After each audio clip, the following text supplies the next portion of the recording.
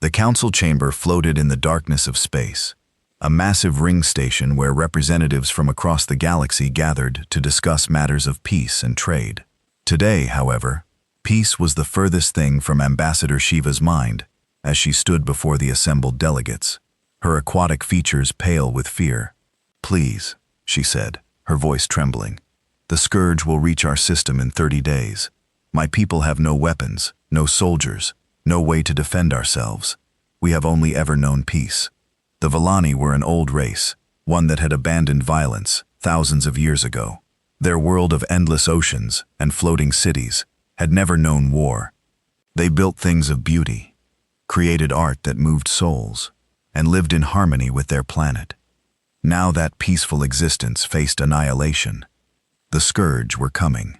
Everyone in the galaxy knew what that meant. The insectoid representative from Zarth clicked his mandibles. "We sympathize with your situation, Ambassador.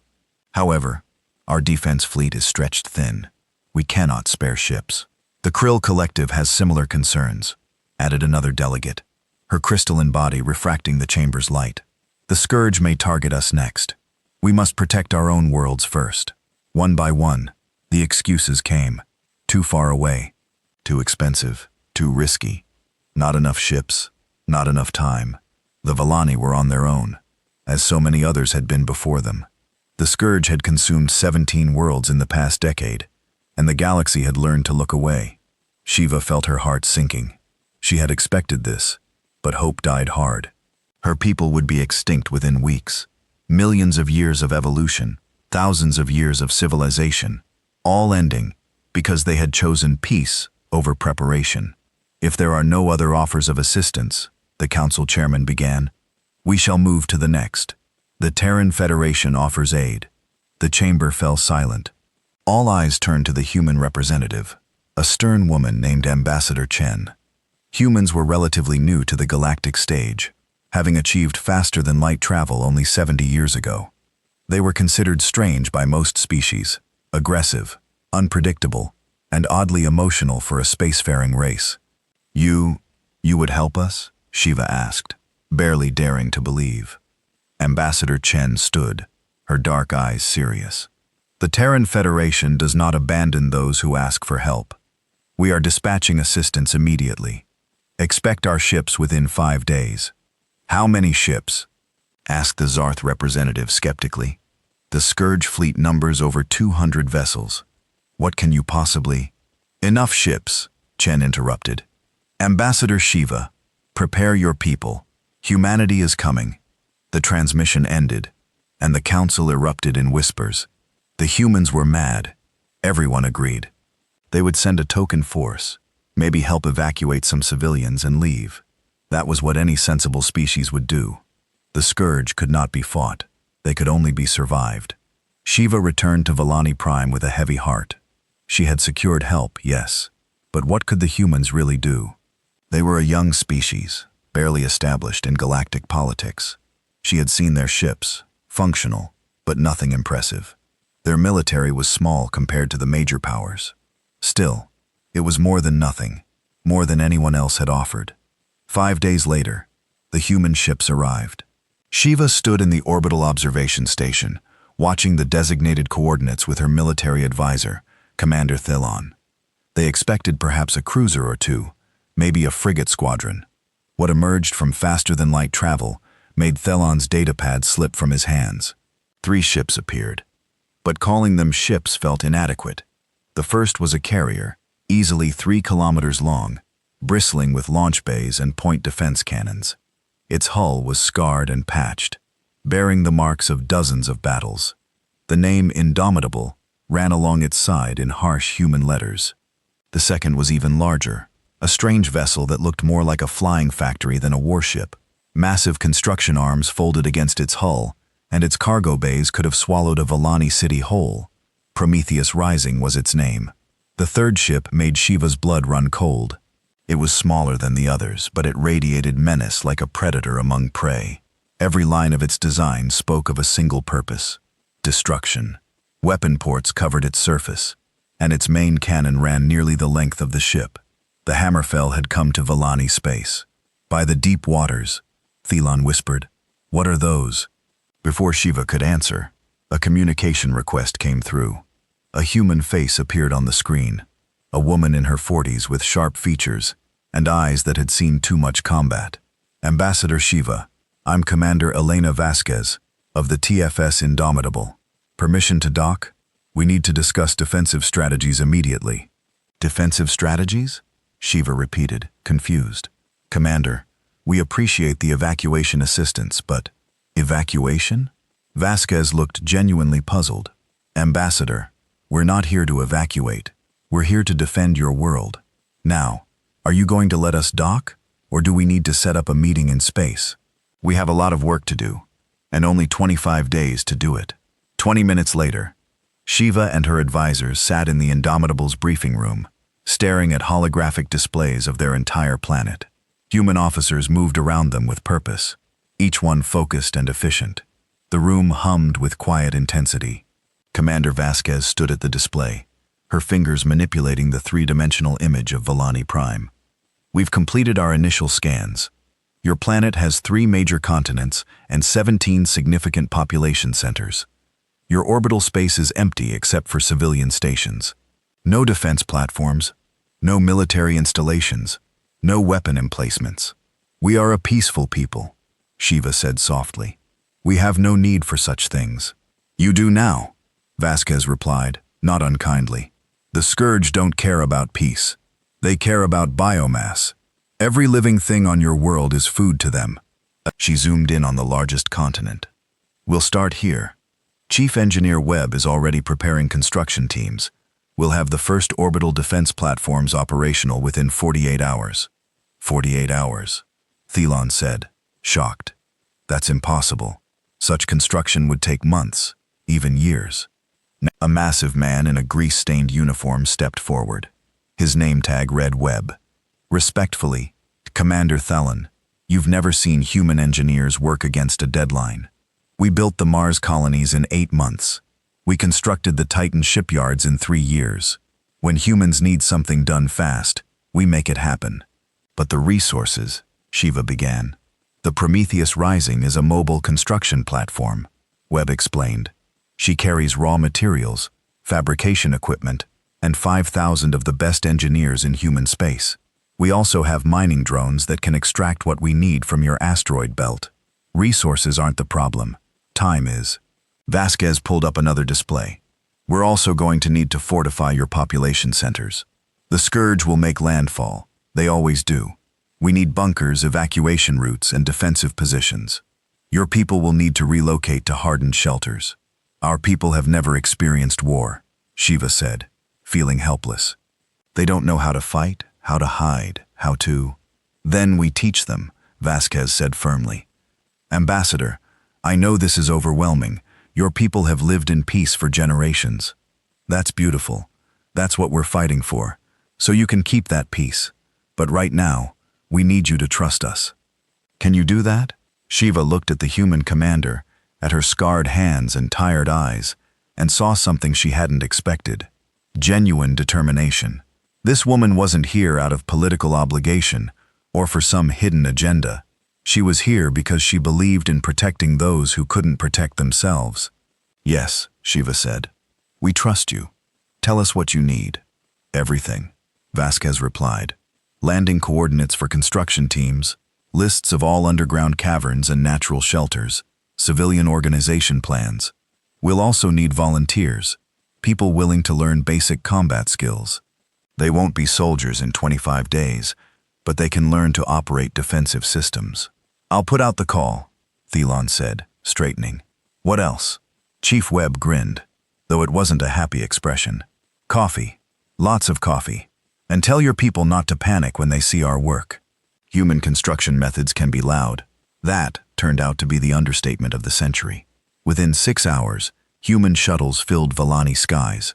Construction crews descended on designated sites with equipment that looked like it belonged in a war zone, not a building project. Massive drills carved into the earth. Mining machines extracted ore at impossible speeds, and fabrication units worked around the clock. The Volani people watched in awe and terror as the humans transformed their world. Explosions echoed across continents, as humans used controlled demolitions to create underground bunker complexes. The ground shook. Buildings rattled. Children cried in fear.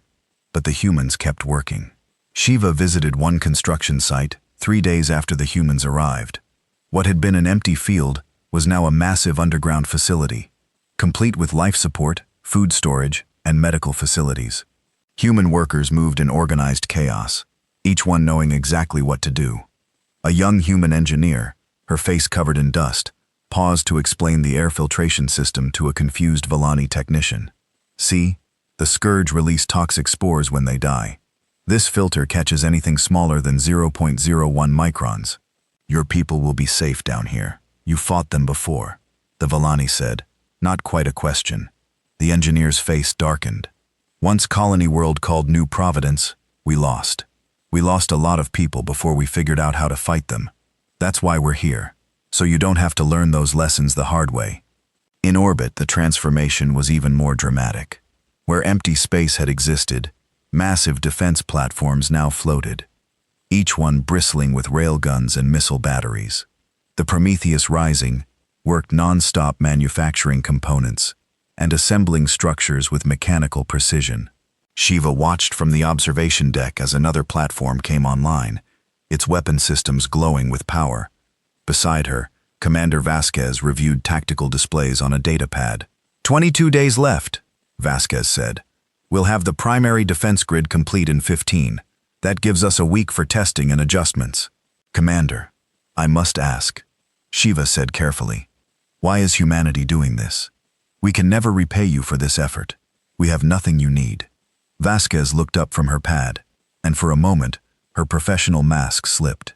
Ambassador, 70 years ago, humanity reached the stars and found out we weren't alone. That was wonderful and terrifying. We also found out that the galaxy can be a cruel place. The Scourge, the Krill slavers, the Zarth expansion wars. We've seen what happens when peaceful species meet violent ones. She turned back to the window, watching her ships work. Humanity has a saying, those who can must. We can help, so we must. It's that simple. Besides, she smiled grimly, humans are really good at fighting. It's basically all we did for 10,000 years before we reached space. Seems a shame to waste all that practice. Below them, another explosion marked the completion of a bunker complex. Human engineers celebrated briefly before moving on to the next project. They worked 18-hour shifts, slept in temporary barracks, and never complained.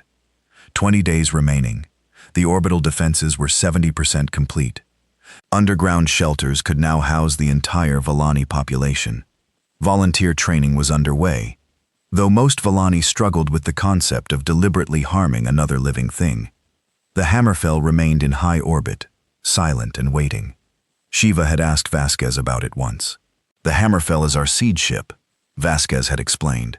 She's designed for one thing, breaking enemy formations. Her main cannon hasn't been fired in 30 years. Let's hope we don't need it. 15 days remaining. The Scourge fleet was detected at the edge of the system, moving inexorably toward Volani Prime. The humans intensified their efforts. More platforms came online. More bunkers opened. The Indomitable launched fighter squadrons for combat drills. Shiva couldn't sleep.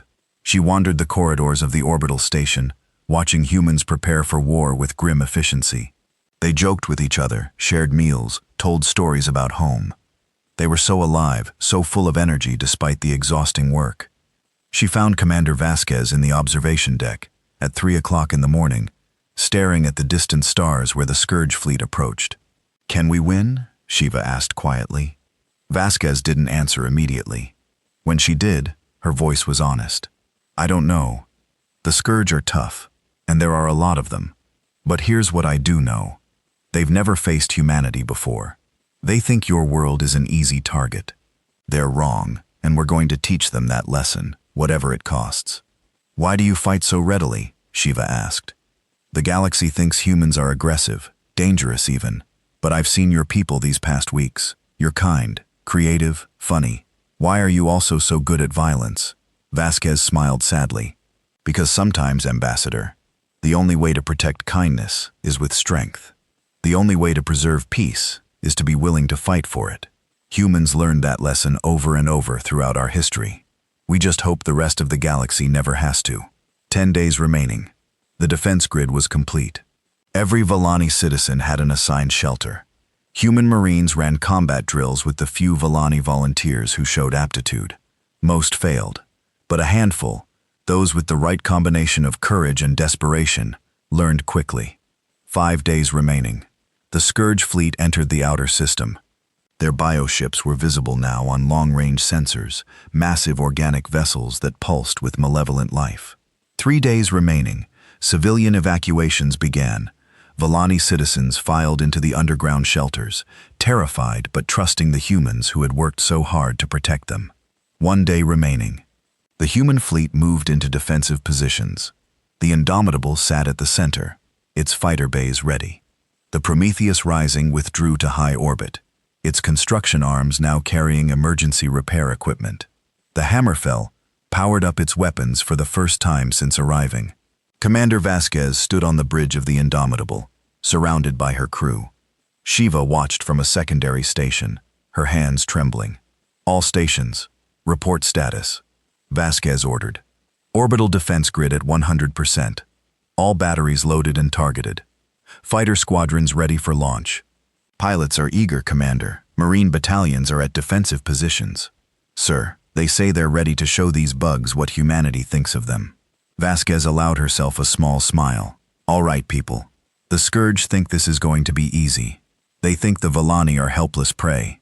Let's show them what happens when humanity decides to answer a call for help. She looked directly at Shiva. Ambassador, get to the shelter. This is going to get loud. I'm staying, Shiva said firmly. These are my people. If they face death, I face it with them. Vasquez nodded with respect.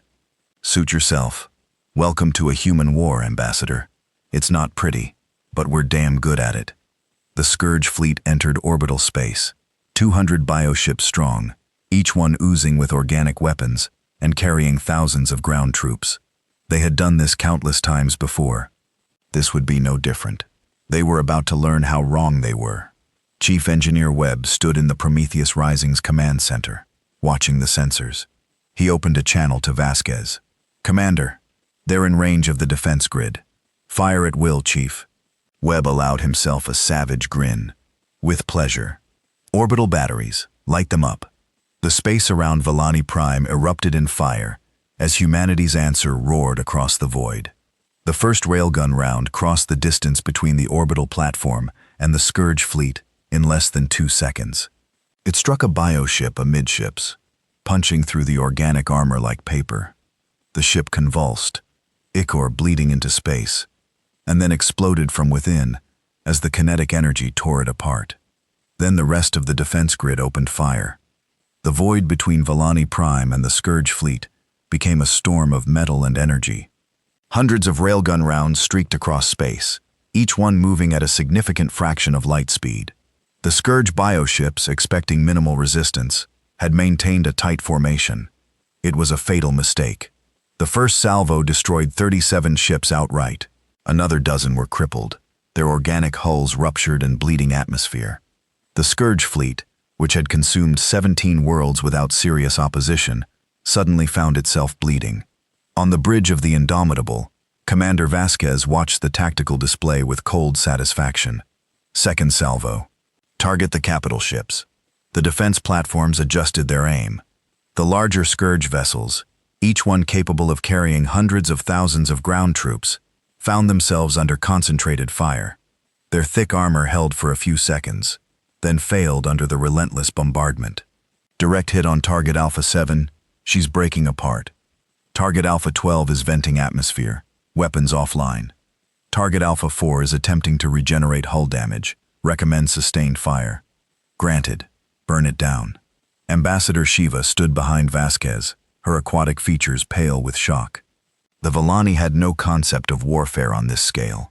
She had seen the orbital platforms being built, had watched the humans work for weeks, but nothing had prepared her for this display of coordinated destruction. They're dying, she whispered. So many are dying. Vasquez didn't look away from her displays. They came here to eat your people, Ambassador. Every one of those ships carries enough troops to strip a continent of life. I won't apologize for defending your world." The Scourge fleet began to scatter, abandoning their tight formation. It was the tactically sound response, but it had come too late. The human defense grid had been designed by people who had studied every Scourge attack for the past decade, learning from the 17 worlds that had fallen. The firing patterns adjusted automatically, tracking the dispersing bioships with machine precision. "They're launching fighter analogs," one of the bridge officers reported. "Thousands of them. Small, fast biological constructs. Launch our fighters," Vasquez ordered. "All squadrons, weapons free. Show them how humans fly." The Indomitable's launch bays opened, and fighters poured into space. Human pilots, strapped into machines that responded to their thoughts through neural interfaces, met the Scourge swarm with aggressive precision. The contrast was stark. The Scourge fighters moved in instinctive patterns, controlled by hive minds, while the human pilots moved with individual creativity and tactical coordination. Within minutes, the space around Volani Prime became a chaotic battlefield. Human fighters wove through the Scourge swarm, their weapons tearing apart the biological constructs. When missiles ran low, they switched to guns. When gun ammunition depleted, some pilots made the choice that had defined humanity for millennia. They rammed their fighters into larger Scourge vessels, ejecting at the last possible second. Pilot Kowalski just took out a Scourge frigate analog with a collision run, the tactical officer reported. "We have his beacon. Recovery shuttle is en route." "What's his status?" Vasquez asked. "He's laughing, Commander. Says he's got 2 more ejection seats if we need him to do it again." Despite the horror of the situation, Vasquez smiled. "That's humanity for you, Ambassador. We're insane enough to ram starships and laugh about it." But the Scourge had numbers. For every bioship destroyed, 3 more pressed forward. They had learned their lesson about tight formations, and now spread across a wide front, making concentrated fire less effective. Their strategy was simple: overwhelm through sheer mass. It had worked on 17 worlds. It would work here, or so they thought. "Scourge fleet is attempting orbital insertion," the sensor officer called out. "They're going to make landfall. Let them come," Vasquez said. "Chief Webb, are your people ready?" On the Prometheus Rising, Chief Engineer Marcus Webb stood in his command center, surrounded by holographic displays, showing every defensive installation on Volani Prime. His engineering teams had worked for 25 days straight, sleeping in shifts, eating meals at their workstations, pushing their bodies to the absolute limit of human endurance. Now, all that work was about to be tested. "All ground installations are online and operational," Webb reported. "Bunker cities are sealed. Civilian population is secure. Artillery batteries are loaded. Marines are in position." He cracked his knuckles. "We're ready to introduce them to human defensive engineering." The Scourge bioships began their descent through Volani Prime's atmosphere. Massive, pulsating vessels that looked like diseased organs. They carried millions of ground troops, beetle-like warriors the size of hovercars, each one capable of tearing apart a building with their claws. They hit the first layer of defense at 10,000 meters. Human surface-to-air missile batteries opened fire, filling the sky with contrails and explosions. Dozens of Scourge landing craft detonated in the upper atmosphere, raining biological debris across empty fields. But more kept coming. The Scourge were willing to accept massive casualties. They had evolved for overwhelming assault, throwing bodies at problems until the problems drowned in ichor and chitin. They landed on the largest continent in waves, millions of warriors pouring from ruptured bioships. The beetle soldiers scuttled forward with horrifying speed, mandibles clicking, ready to begin the harvest of Volani Prime. Then they met humanity's second lesson. Humans knew how to build death traps. The Scourge pushed forward across what appeared to be open plains, heading toward the nearest Volani city. Halfway there, the ground exploded. Chief Webb had spent 2 weeks mining the entire approach, with enough explosives to reshape the landscape. Entire divisions of Scourge warriors simply ceased to exist, vaporized by carefully placed charges. The survivors pushed forward, driven by their hive mind's insistence. They ran directly into the second line of defense, automated turrets that Webb's teams had installed every 100 meters. The turrets were AI-assisted, fast enough to track individual targets and smart enough to prioritize threats. They opened fire with machine guns, grenade launchers, and flamethrowers. The Scourge lines staggered under the withering fire, but pressed on. They were tough, redundant, and numerous. A few thousand casualties meant nothing to them. They would overwhelm these defenses as they had overwhelmed so many others. Then they met the third line, human Marines. Sergeant Marcus Dust Callahan lay in his fortified position, watching the Scourge advance through his rifle scope. Around him, his squad did the same, each one a veteran of a dozen conflicts. They had volunteered for this mission when many thought it was suicide. That was fine with them. Marines specialized in impossible missions. Contact in 30 seconds, someone murmured. Remember, Dust said calmly, headshots only. These things can lose limbs and keep fighting. You need to hit the brain cluster behind the forward carapace. Nice and easy. Sarge, there's like 10,000 of them, a younger Marine said, his voice tight with nervousness. Then you'd better not miss, Dust replied. Fire when ready. The Marines opened fire. They didn't spray bullets wildly. Each shot was aimed, controlled, precise.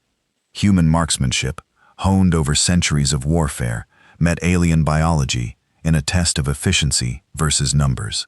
The Scourge fell in waves, their brain clusters destroyed by hypervelocity rounds, but more kept coming, reloading, switching to grenades. Contact left. Contact left. I see them, covering fire.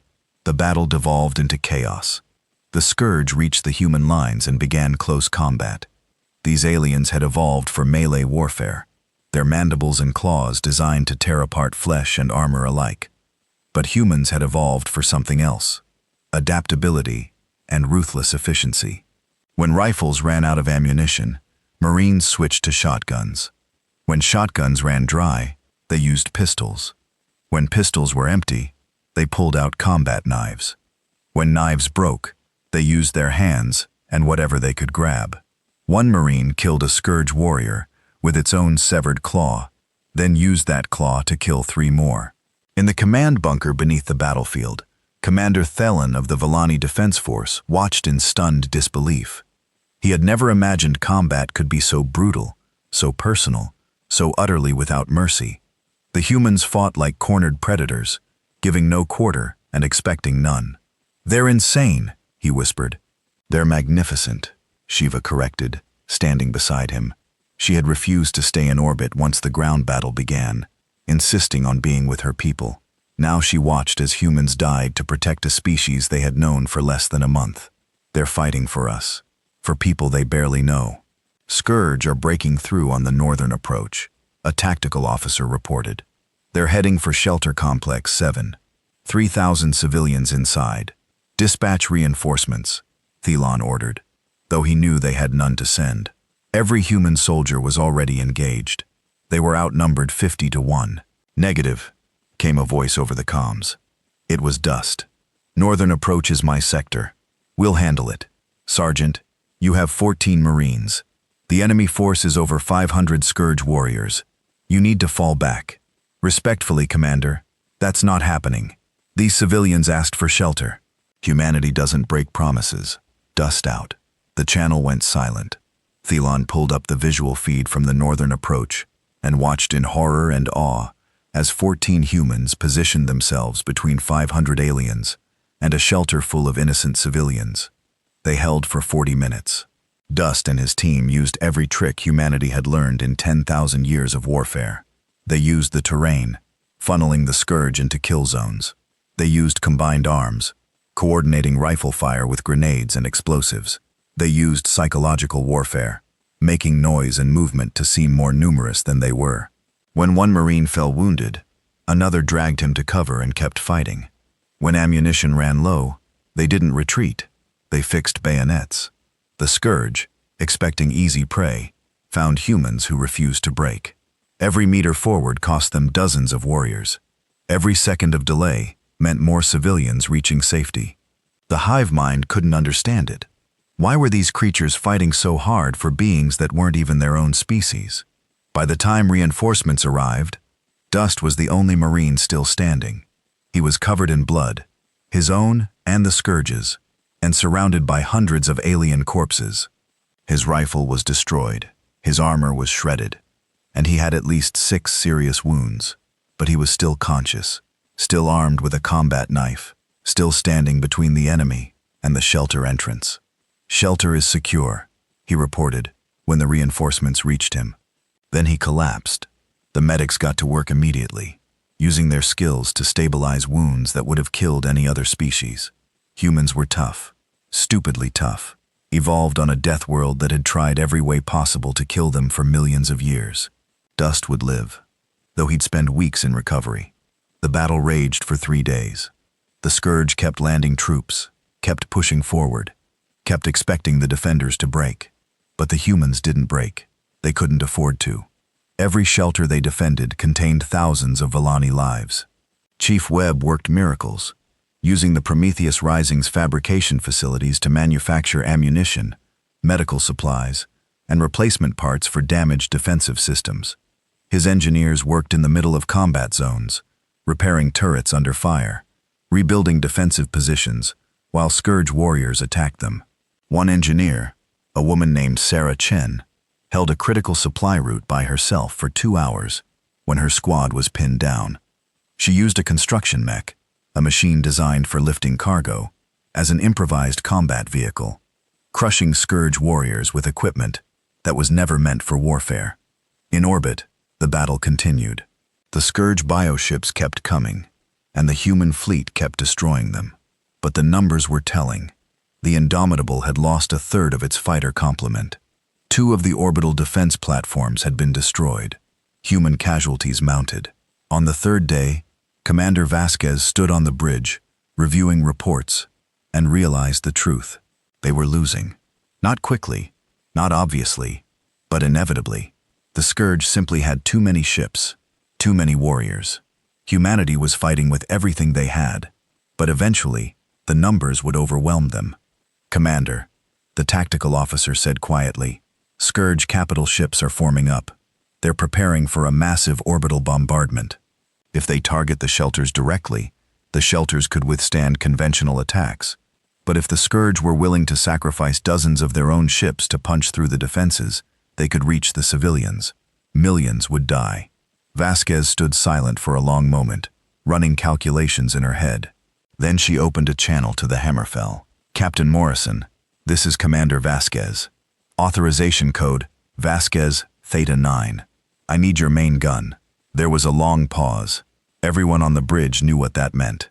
The Hammerfell's main weapon was a mass driver cannon that ran nearly the full length of the ship. It fired projectiles at relativistic speeds with enough energy to crack a planet's crust. The weapon hadn't been used in 30 years, because the last time it fired, it had destroyed an entire enemy fleet, along with 3 friendly ships that were too close to the target. "Commander," Captain Morrison said carefully, "you know what you're asking. The targeting requirements I know, Captain, but if we don't break that formation now, we lose the planet. All of it. Every Villani, every human marine, every civilian we've been protecting. I need that gun." Another pause. "Understood. Powering up the main cannon. We'll need 15 minutes to charge." "You have 10, Vasquez said and closed the channel. She turned to Shiva, who had been listening in growing horror. "Ambassador, I need you to order a planet-wide alert. Everyone underground, as deep as possible. What I'm about to do is going to light up your sky." "What are you doing?" Shiva asked, though she already knew the answer. "I'm using the biggest gun humanity ever built," Vasquez said grimly, "and I'm praying I don't miss. Get underground, Ambassador. Now." Chief Webb had been coordinating defensive operations when the alert came through. He looked at the tactical display, saw the Hammerfell moving into position, and started laughing despite the exhaustion and stress. "Those magnificent bastards are actually doing it," he said to no one in particular. He opened a channel to all human forces on the ground. "All personnel, this is Chief Webb. Get underground immediately. I mean right now. Forget what you're doing. Just get below ground and get something solid over your head. The Hammerfell is about to show these bugs why humans don't build weapons for show." On the ground, Dust, barely conscious in a medical bay, heard the announcement and smiled through his pain. "About time." I was getting tired of the fair fight. In orbit, the Hammerfell completed its positioning. The siege ship had been designed for one purpose: breaking enemy formations that conventional weapons couldn't handle. Its main gun was a marvel of human engineering, a weapon that channeled unimaginable amounts of energy into a single projectile. Captain Morrison sat in his command chair, running final calculations. His crew moved with practiced precision, each one knowing their role. They had trained for this moment, even though they hoped never to use it. Main gun charged to 90%, the weapons officer reported. Target lock acquired on the Scourge Capital Formation, 95%, 100%. Ready to fire, Captain. Morrison took a deep breath. All human ships clear the firing line. Vallani forces, get your people underground. This is going to be loud. He opened a fleet-wide channel. For humanity, and for those who asked us for shelter. Fire. The Hammerfell fired its main gun, and the universe answered with thunder. The projectile left the Hammerfell traveling at 12% the speed of light. It crossed the distance to the Scourge Capital Formation in less than 3 seconds. The beam of superheated plasma that followed the projectile's path was visible from the surface of Vallani Prime, a line of blue-white fury that split the night sky. The first capital ship didn't explode. It simply ceased to exist. The relativistic projectile passed through it like it wasn't there, the kinetic energy vaporizing organic matter instantly. The ship behind it suffered the same fate, and the one behind that. The projectile, barely slowed by passing through living starships, continued through the formation. 12. Scourge capital ships vanished in less than a second. The plasma beam superheated matter from the destroyed ships spread outward in a cone of death. 6 more capital ships found themselves bathed in temperatures normally found in the hearts of stars. Their organic armor, evolved over millions of years to resist conventional weapons, meant nothing. They burned, screaming their death songs across alien frequencies, and died. On the bridge of the Indomitable, the tactical display, updated in real time, 18 capital ships gone. The Scourge formation, which had been preparing for orbital bombardment, broke apart in chaos. The hive mind controlling them, spread across hundreds of bioships, experienced something it had never known before: fear. Direct hit, the tactical officer reported, his voice awed despite his training. 18 confirmed kills. The Scourge formation is scattering. Commander Vasquez allowed herself a moment of satisfaction, then snapped back to business. Don't let them regroup. All fighters pursue. Orbital batteries fire at will. I want every ship that's running to think twice about coming back. The human fighters, already aggressive by galactic standards, heard the order and responded with enthusiasm. They had been holding defensive positions for 3 days, watching friends die, watching their ammunition dwindle. Now they were unleashed. The pilots pushed their fighters to maximum acceleration, hunting down fleeing Scourge vessels with predatory intensity. Lieutenant Amy Chen, flying her fighter with neural precision, locked onto a Scourge frigate trying to escape. Her missile racks were empty, but her guns still had ammunition. She closed to point-blank range, a distance that made her wingmen scream warnings over the comm, and poured fire into the bioship's engines. The organic propulsion system ruptured, and the ship began tumbling out of control. Fox 4, "What are you doing?" her wingman called. "You're inside their weapon range." "They don't have weapons anymore," Chen replied, watching the frigate break apart. "They just have fear, and they should be afraid. They attacked the wrong planet." On the ground, the Scourge forces received no new orders. The hive mind, its capital ships destroyed or fleeing, lost coordination. The Beetle warriors, evolved to follow commands without question, found themselves suddenly alone with their basic instincts. Some kept fighting, others attempted to flee. Many simply froze, their limited individual intelligence unable to cope with the loss of guidance.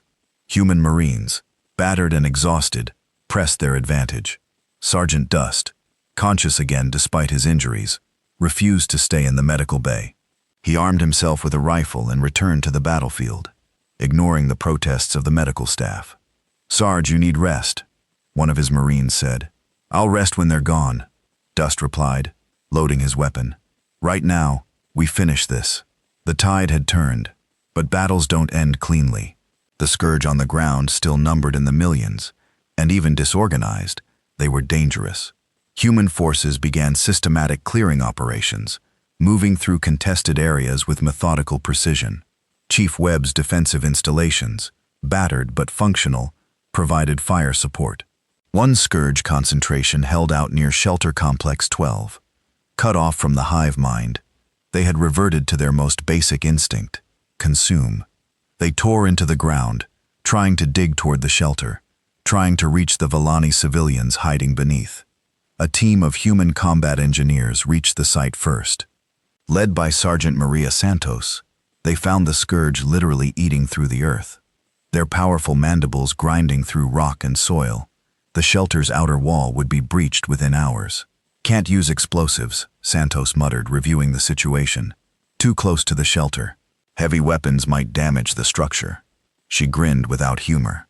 "Looks like we do this the old-fashioned way. Everyone grab a flamethrower. We're going bug hunting." Her team descended into the tunnels the scourge had created, fighting in absolute darkness against enemies evolved for subterranean warfare. The humans used thermal imaging, coordinated tactics, and sheer stubborn courage. They cleared tunnel after tunnel, incinerating scourge warriors in close combat that tested the limits of human nerve. Santos personally held a critical junction for 30 minutes, while her team evacuated wounded. She stood in a tunnel barely tall enough to crouch in, using a flamethrower to create a wall of fire between the scourge and her people. When her fuel ran out, she switched to a shotgun. When the shotgun was empty, she used demolition charges, collapsing the tunnel on herself and the advancing scourge. Her team dug her out 3 hours later, alive and furious that they had taken so long. In orbit, the battle continued, but the outcome was no longer in doubt. The scourge fleet, shattered and demoralized, attempted to withdraw. Commander Vasquez faced a decision. She could let them go, save ammunition and lives, declare victory, or she could ensure they never threatened another world. She thought of 17 planets consumed. She thought of millions of beings who had died because the scourge went unchallenged. She thought of Ambassador Shiva's face when she had begged for help from a galaxy that turned away. "All ships," she ordered, her voice cold as void. "No survivors." "We end this here, Commander," her XO said quietly. "That's their fleeing." "The rules of engagement are written by people who never face the scourge." Vasquez interrupted. "These things don't surrender. They don't negotiate. They consume. If we let them escape, they'll return with more ships and attack another world. How many civilians have to die before the galaxy learns this lesson?" She looked at her XO directly. "I'll take full responsibility, but we're ending this threat permanently." The Indomitable led the pursuit, its fighters and remaining weapons hunting down fleeing scourge vessels. The Hammerfell, its main gun depleted, used conventional weapons. Even the Prometheus Rising, a construction ship, deployed its limited defenses. The message was clear: humanity was done playing defense. The Scourge Queen Mind, distributed across the surviving bioships, made a calculation. In 10,000 years of existence across hundreds of worlds, the Scourge had never retreated. They had never needed to. They overwhelmed resistance through numbers and consumed everything in their path. It was their nature, their purpose, their evolutionary destiny. But evolution required survival, and survival required learning. The Queen Mind issued an unprecedented command: full retreat. Jump to faster-than-light travel. Abandon this system. Flee to dark space, where the humans couldn't follow. The cost was enormous. Abandoning ground forces meant losing millions of warriors. Leaving behind bioships meant reducing their fleet strength. But the alternative was extinction. The remaining Scourge capital ships engaged their organic FTL drives and vanished, leaving behind nearly 3 million ground forces with no way off the planet. On Villani Prime, those abandoned Scourge warriors faced a choice they had never encountered before: surrender or death. The hive mind was gone. Individual intelligence, suppressed for millions of years of evolution, flickered weakly. Some kept fighting mindlessly. Others simply stopped moving, their primitive brains unable to process their situation. Commander Thalon, watching from the command bunker, made a decision that surprised everyone, including himself. Broadcast a message on all frequencies. Tell them to lay down their weapons and gather in designated areas. If they comply, we will not kill them." A human officer looked at him in shock. "Commander, these things were trying to eat your people, and you taught us something," Thelon replied. "Humanity fights with incredible violence, but also with mercy when the fight is won. If we kill helpless enemies, we become the monsters." He looked at Shiva, who nodded agreement. "We are Vallani. We choose peace when peace is possible." It was a controversial decision. Many Scourge warriors couldn't understand surrender and had to be eliminated, but thousands did gather in the designated areas. Their weapons dropped, their threat neutralized. For the first time in their species' history, Scourge warriors experienced captivity. The battle for Vallani Prime was over. The humans had won, but victory was measured in scars. The casualty reports came in over the following days. 40% of human fighters destroyed or damaged beyond repair. 2,300 Marines dead, another 4,000 wounded. The Indomitable had suffered critical damage to its port side. 3 decks exposed to vacuum, 2 orbital defense platforms completely destroyed, 5 more heavily damaged. But Vallani Prime stood. Of the 8 million Vallani civilians, 30,000 had died, mostly from accidents during the evacuation or shelter collapses during bombardment. It was a tragedy, but measured against the extinction the Scourge would have delivered, it was a miracle. Ambassador Shiva walked through the human medical bay 3 days after the last shot was fired. The bay was overwhelmed with wounded human, and Vallani working side by side to treat everyone. She found Commander Vasquez there, refusing treatment until her people were cared for. "Commander, you need medical attention," Shiva said, seeing the bandages and the exhaustion on Vasquez's face. "I'm fine," Vasquez replied, though she clearly wasn't. "How are your people?" "Alive because of you, because of all of you." Shiva sat beside her, struggling with emotions she had no words for. "Commander, why did you do this? We are not your people. We had nothing to offer you. You could have sent a token force and left. Instead, you fought like we were your own. Why?" Vasquez was quiet for a long moment, watching medics work on a Marine who had lost a leg. "Ambassador, do you know what humanity's greatest strength is? It's not our technology or our tactics. It's that we're too stupid to know when something is impossible. You asked for shelter. Anyone else heard evacuation request? We heard protect them." She turned to look at Shiva directly. "Before we reached the stars, humans fought each other for thousands of years. World wars, civil wars, every kind of conflict you can imagine. We nearly destroyed ourselves a dozen times, but we also learned something. The cost of helping someone is always less than the cost of watching them die and doing nothing. Always. Your people sacrificed so much," Shiva said, tears flowing freely now. In Vallani culture, tears were sacred, only shed for the deepest emotions. "That's what sacrifice means," Vasquez said gently. "Doing something that costs you, because it's the right thing to do. Your people gave us something in return, though you don't realize it. What could we possibly give you?" "Purpose," Vasquez replied. "For 10,000 years, humans were predators. We evolved to hunt, to fight, to survive. When we reached the stars, we worried we'd become the monsters, that all that violence would make us conquerors. But this showed us we can be protectors instead. You gave us a reason to be strong. You gave us a reason to fight. That's worth more than you know." A medical officer finally convinced Vasquez to lie down for treatment. As the medics worked on her injuries, she kept talking. "The galaxy thinks humans are aggressive and dangerous. They're right. But they don't understand that we can choose who that aggression targets. We're dangerous to the Scourge. We're dangerous to anyone who threatens innocent beings. But we're the best friends you could ask for." Shiva stayed with her until the medical treatment was complete. Around them, the bay bustled with activity. Human doctors treated Vallani patients with the same care as their own species. Vallani volunteers, untrained but eager to help, fetched supplies and comforted the wounded.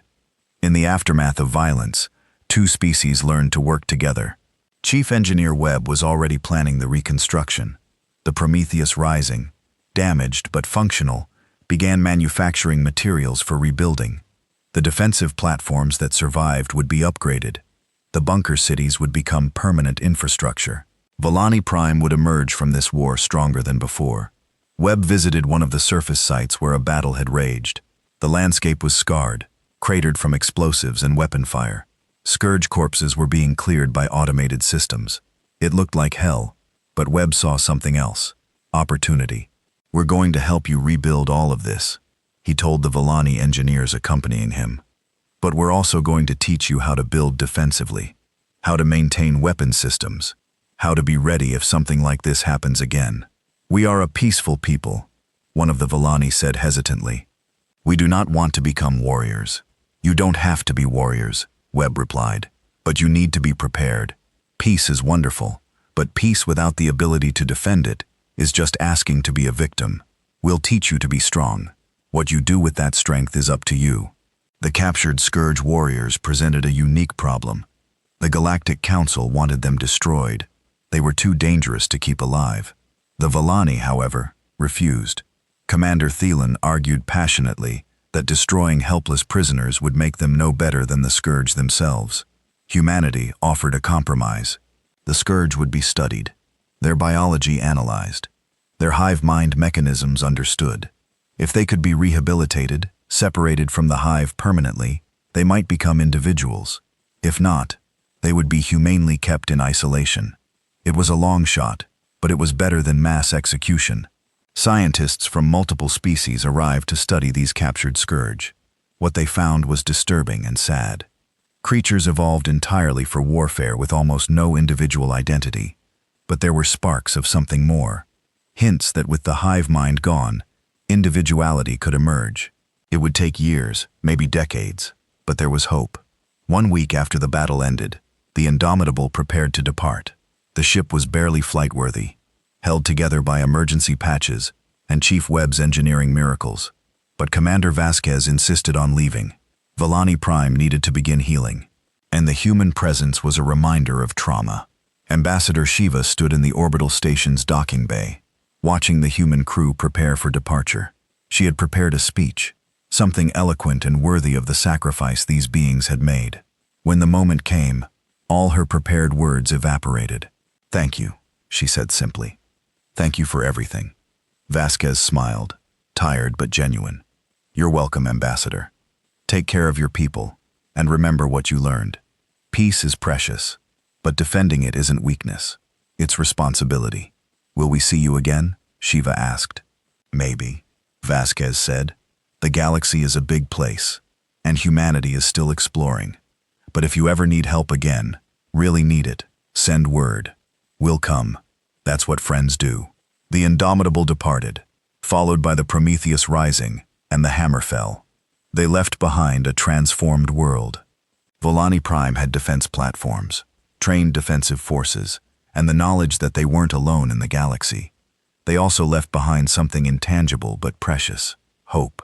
In the command bunker that would become Volani Prime's military headquarters, Commander Thielen stood before a memorial wall.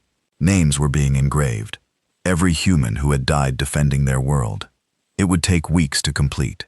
Next to the human names would be Volani names, their own people who had fallen. "We will remember," Thielen said quietly.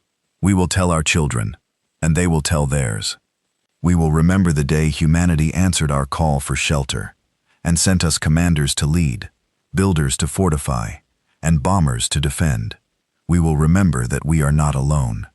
The Scourge fleet, what remained of it, fled into dark space and never returned to that sector of the galaxy. They had learned that some prey fought back, and some prey had friends who were very, very good at violence. The Galactic Council held emergency sessions for weeks after the Battle of Volani Prime. They debated human tactics, questioned human aggression, worried about human military capability. Some proposed sanctions, others suggested restrictions on human fleet movements. Ambassador Chen listened to it all with barely concealed contempt.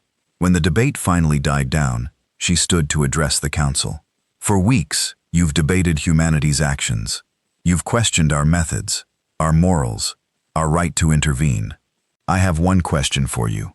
Where were you?" She looked around the chamber. Ambassador Shiva stood where I'm standing now and begged for help. 17 worlds had already fallen. Millions were already dead. And you did nothing.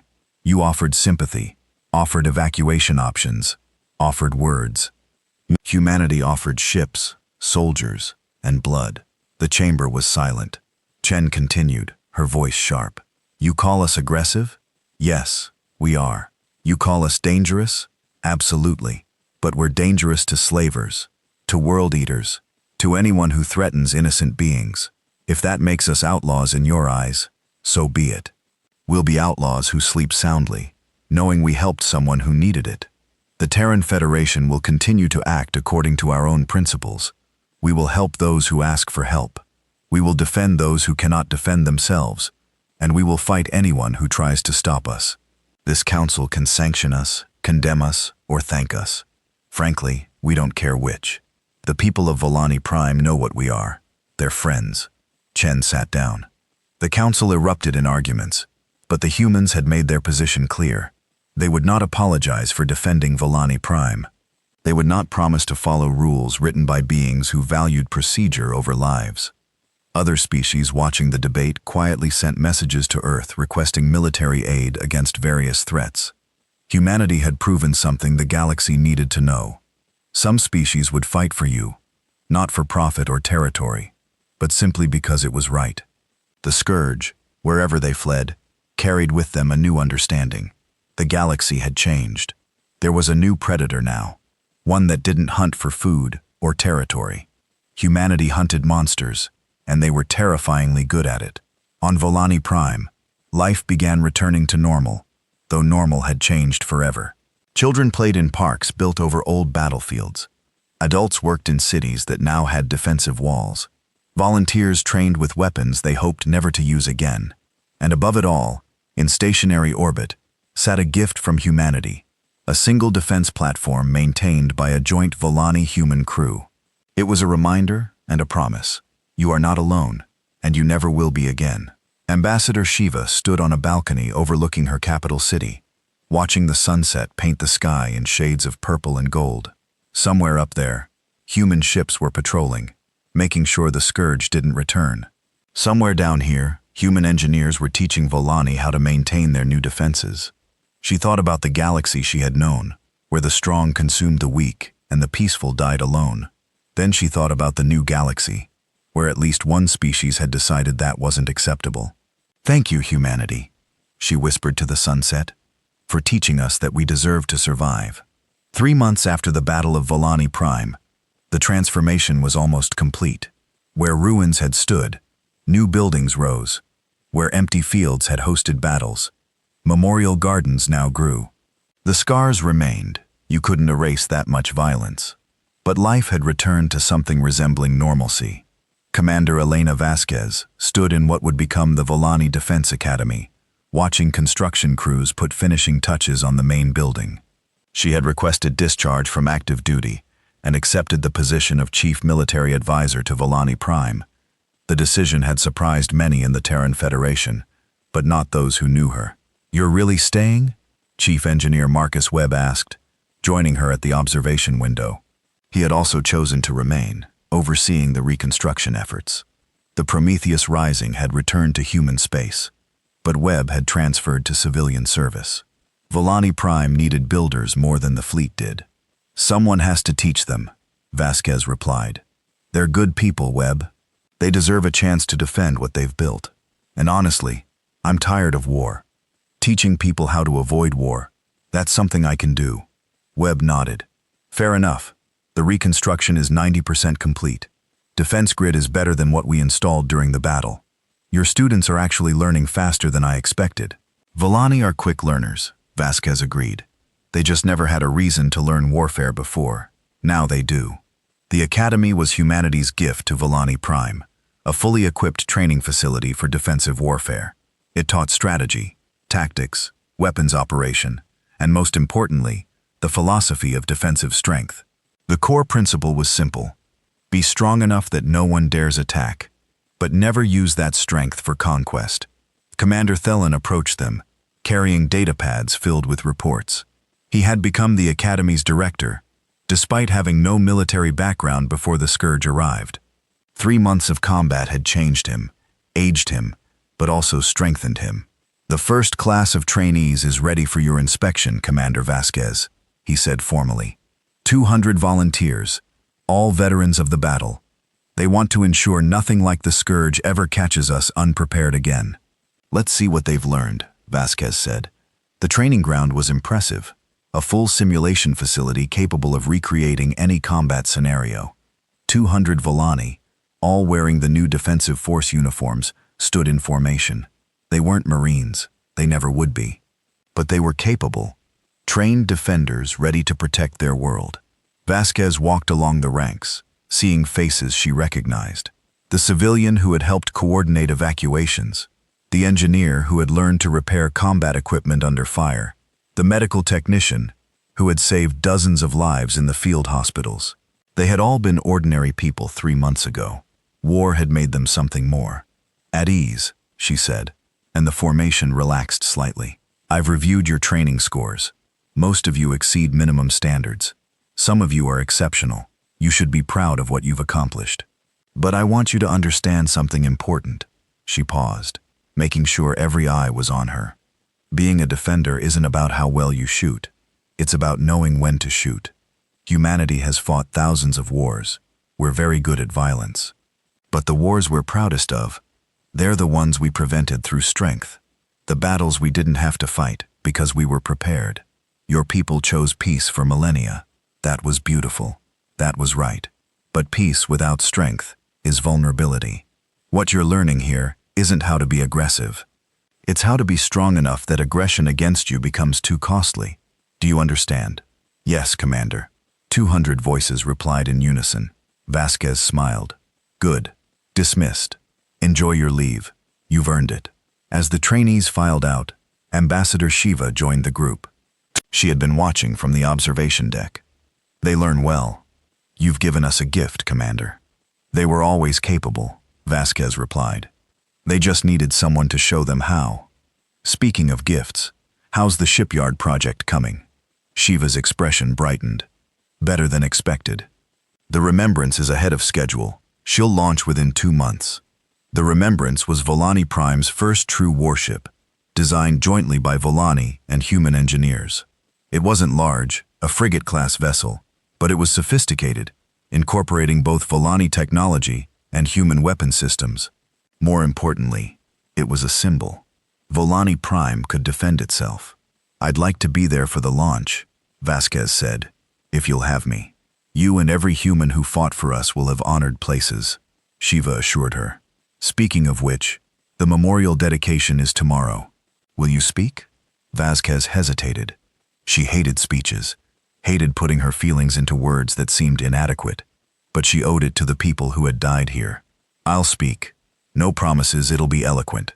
The memorial sat at the exact spot where the first human shuttles had landed 3 months ago. It was a massive structure, 50 meters tall, depicting 3 figures: a commander studying a tactical display, a builder wielding tools, and a marine holding a rifle. The sculptor had captured something essential about humanity, the combination of intelligence, creativity, and controlled violence that defined them. At the base of the memorial, names were engraved. 2,300 human names, 30,000 Volani names, every person who had died during the battle, immortalized in stone that would last millennia. The dedication ceremony drew crowds from across the planet. Volani came to honor the fallen. Human personnel, those who had stayed and those who had returned for the ceremony, came to remember their friends. Even representatives from other species attended, including several who had voted against helping Volani Prime at the Galactic Council. Sergeant Marcus Dust Callahan stood near the memorial, leaning heavily on a cane. His wounds had healed, but he would never move quite as well as before. He didn't care. He had done his job, protected civilians who needed protection. The medals on his chest, awarded by both Volani and human governments, meant less than the children's drawings he had received from the shelter he had defended, those he had framed and kept. "Sergeant Callahan," a soft voice said. He turned to find a young Volani woman holding a small child. "I wanted to thank you. We were in Shelter Complex 7. You saved us." Dust felt uncomfortable with gratitude. He had just been doing his job. "Ma'am, I was just white. You stood between death and my daughter," the woman interrupted gently. For 40 minutes you held them back while we escaped deeper into the shelter. I watched on the security feeds. You and your squad refused to retreat. 3 of your soldiers died protecting us." She touched his arm lightly. "Words are inadequate, but thank you for everything." The child, barely 4 years old, held up a drawing. It showed a figure with a rifle standing in front of smaller figures. The proportions were wrong, the colors chaotic, but the message was clear. "You're the hero," the child said seriously. "Mama says you're why we're alive." Dust took the drawing with trembling hands. He had killed hundreds during that battle, maybe thousands, but this, protecting one child, this was what mattered. "I'm glad you're safe," he managed to say. "That's why we were here." Chief Webb found him later, still staring at the drawing. "You okay, Dust?" "Yeah," Dust said quietly. "Just thinking. We lost good people here, Chief. Jenny, Marcus, Rodriguez, all of them. Sometimes I wonder if it was worth it." Webb looked at the crowds of Villani families, at the children playing near the memorial, at the life that filled this space. 8 million people, Dust. That's how many we saved. Was it worth 3,000 human lives? That's not my calculation to make, but I know Jenny. I know what she would say. She'd say, yeah, it was worth it. She'd say she joined the Marines to protect people, and that's exactly what she did. She was 19, Dust said, his voice rough with emotion. "She was a Marine," Webb corrected gently, "and she died doing what Marines do, standing between civilians and death. We honor her by remembering that, by making sure her sacrifice meant something. Look around, Dust. It meant something." The ceremony began. Commander Thielen spoke first, his words carrying the weight of someone who had seen war and understood its cost. He thanked the humans, honored the fallen, and made a promise. Villani Prime would never forget. Then Vasquez stepped to the podium. She had prepared notes but left them behind. What she had to say came from somewhere deeper than prepared remarks. "I'm not good at speeches," she began. "I'm a soldier. I'm better at actions than words, but I'm going to try, because the people whose names are on this memorial deserve words, even if they're clumsy ones." She looked at the crowd, seeing humans and Villani standing together. 3 months ago, Ambassador Shiva asked the galaxy for help. Most species said no. They had reasons, good reasons, but they said no. Humanity said yes. Why? Because we're aggressive? Because we're warlike? Because we wanted something from Villani Prime? Vasquez shook her head. "We said yes because someone asked for help, and we could help. It's that simple, and that complicated. Humans have a long history of conflict. We fought each other over everything imaginable, but we've also learned something through all that fighting. The cost of standing by is always higher than the cost of standing up. The people whose names are behind me understood that. They weren't drafted. They weren't forced. They volunteered to defend a species they had never met, on a world they had never seen, against an enemy that gave no mercy. They did it because it was right, because someone needed help, because that's what humans do when given a choice between action and inaction." She paused, emotion threatening to break through her professional composure. "Some people call us aggressive. They're right. We are aggressive against injustice, against cruelty, against anything that threatens innocent beings.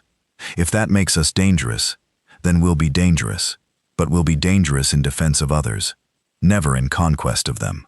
To the humans who fell here, you did your job perfectly. You protected people who needed protection. You held the line when it would have been easier to break. You gave everything so that millions could have a future. We will never forget you. We will honor your memory by continuing your work, by standing up when others need us, by being strong enough to protect the weak, by being human in the best sense of that word. And to the Villani who fell, you showed courage that many species never discover. You faced unimaginable horror and didn't break. You learned warfare in weeks and fought beside us as equals.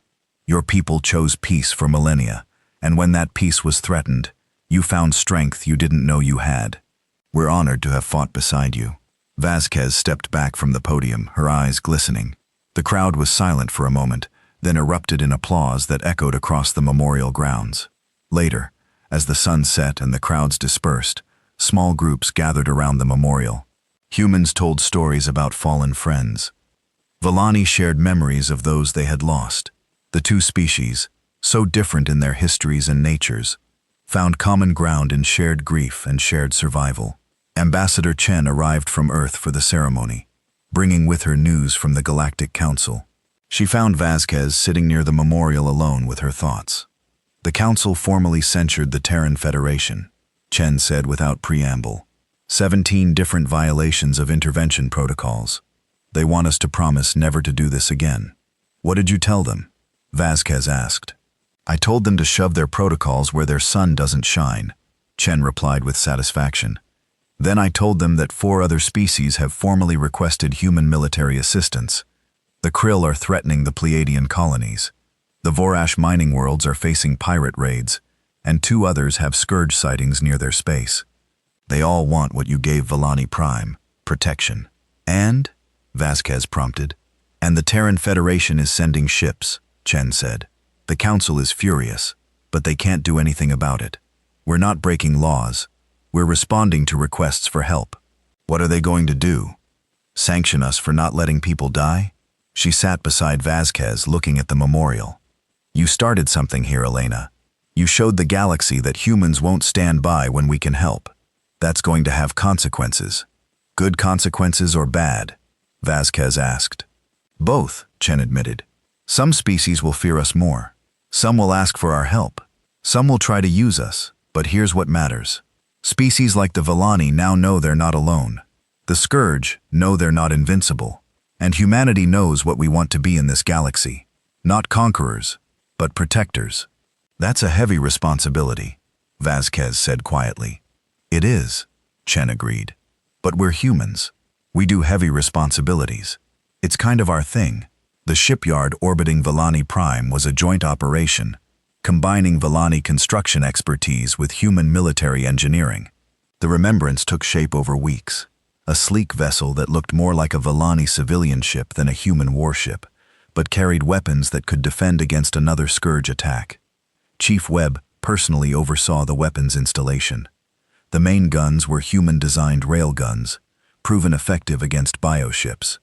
The point defense system was Villani innovation, faster and more efficient than human equivalents. The shield generators were a hybrid, combining the best of both technologies. She's beautiful, Thelon said, watching the final components being installed.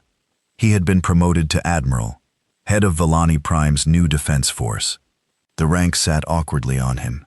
He had been a civilian analyst 3 months ago, but he had grown into it. She's functional, Webb corrected, but he was smiling. Beauty in a warship is about efficiency, Admiral, and this one is very efficient. Your engineers did good work. They learned from the best, Thelon replied. When do you return to Earth? I'm not, Webb said simply. I've accepted a permanent position here, heading up the Joint Construction Program. The Terran Federation approved it. They figure I can do more good here, teaching your people, than I can building ships in human space. We're honored to have you, Thelon said sincerely. Though I suspect your family misses you. Webb's expression soured. Don't have much family left, Admiral. Lost my wife to the Proxima conflict. Kids are grown and scattered across the colonies. This is my family now. The work, the people who need the work done. That's enough for me. The launch ceremony for the Remembrance was smaller than the memorial dedication, but no less meaningful. Admiral Thelon stood at the podium in the shipyard's observation deck, addressing a crowd of Villani and human engineers, military personnel, and government officials. This ship represents more than defense capability, Thelon said. She represents our transformation from a people who hoped peace would be enough, to a people who understand that peace must be protected. We named her Remembrance, not to glorify war, but to remember what happens when peaceful people have no way to defend themselves. He gestured to the ship floating in the construction cradle, her hull gleaming in the light of Villani Prime's sun. She is our promise. Never again will we be helpless. Never again will we depend entirely on the goodwill of others. We will stand on our own, though we hope to always stand alongside our friends. The Remembrance launched to applause from both species. Her engines powered up smoothly. Human technology integrated seamlessly with Villani design. She moved with grace unexpected in a warship, a perfect blend of two philosophies, Volani elegance and human pragmatism. She handles well, the Volani captain reported from the bridge. Commander Yashin was one of the original volunteers who had learned combat during the Scourge attack. She had proven herself capable under fire and had spent the past 3 months training obsessively to command this vessel. All systems optimal. Weapons online. Shields at full capacity. The Remembrance is ready for duty. Then welcome to the Defense Force, Captain, Thelen replied formally. May you never need to fire your weapons in anger, but always be ready if you must. It was the philosophy Vasquez had instilled in all her students. Hope for peace, prepare for war. The political ramifications of Volani Prime continued to ripple across the galaxy. The Galactic Council remained divided on humanity's actions. Some species applauded the intervention. Others feared it set a dangerous precedent. A few quietly wondered if humanity might solve problems they had ignored for too long. The Krill Collective, a species that had built an empire on conquest and subjugation, watched humanity's actions with particular interest.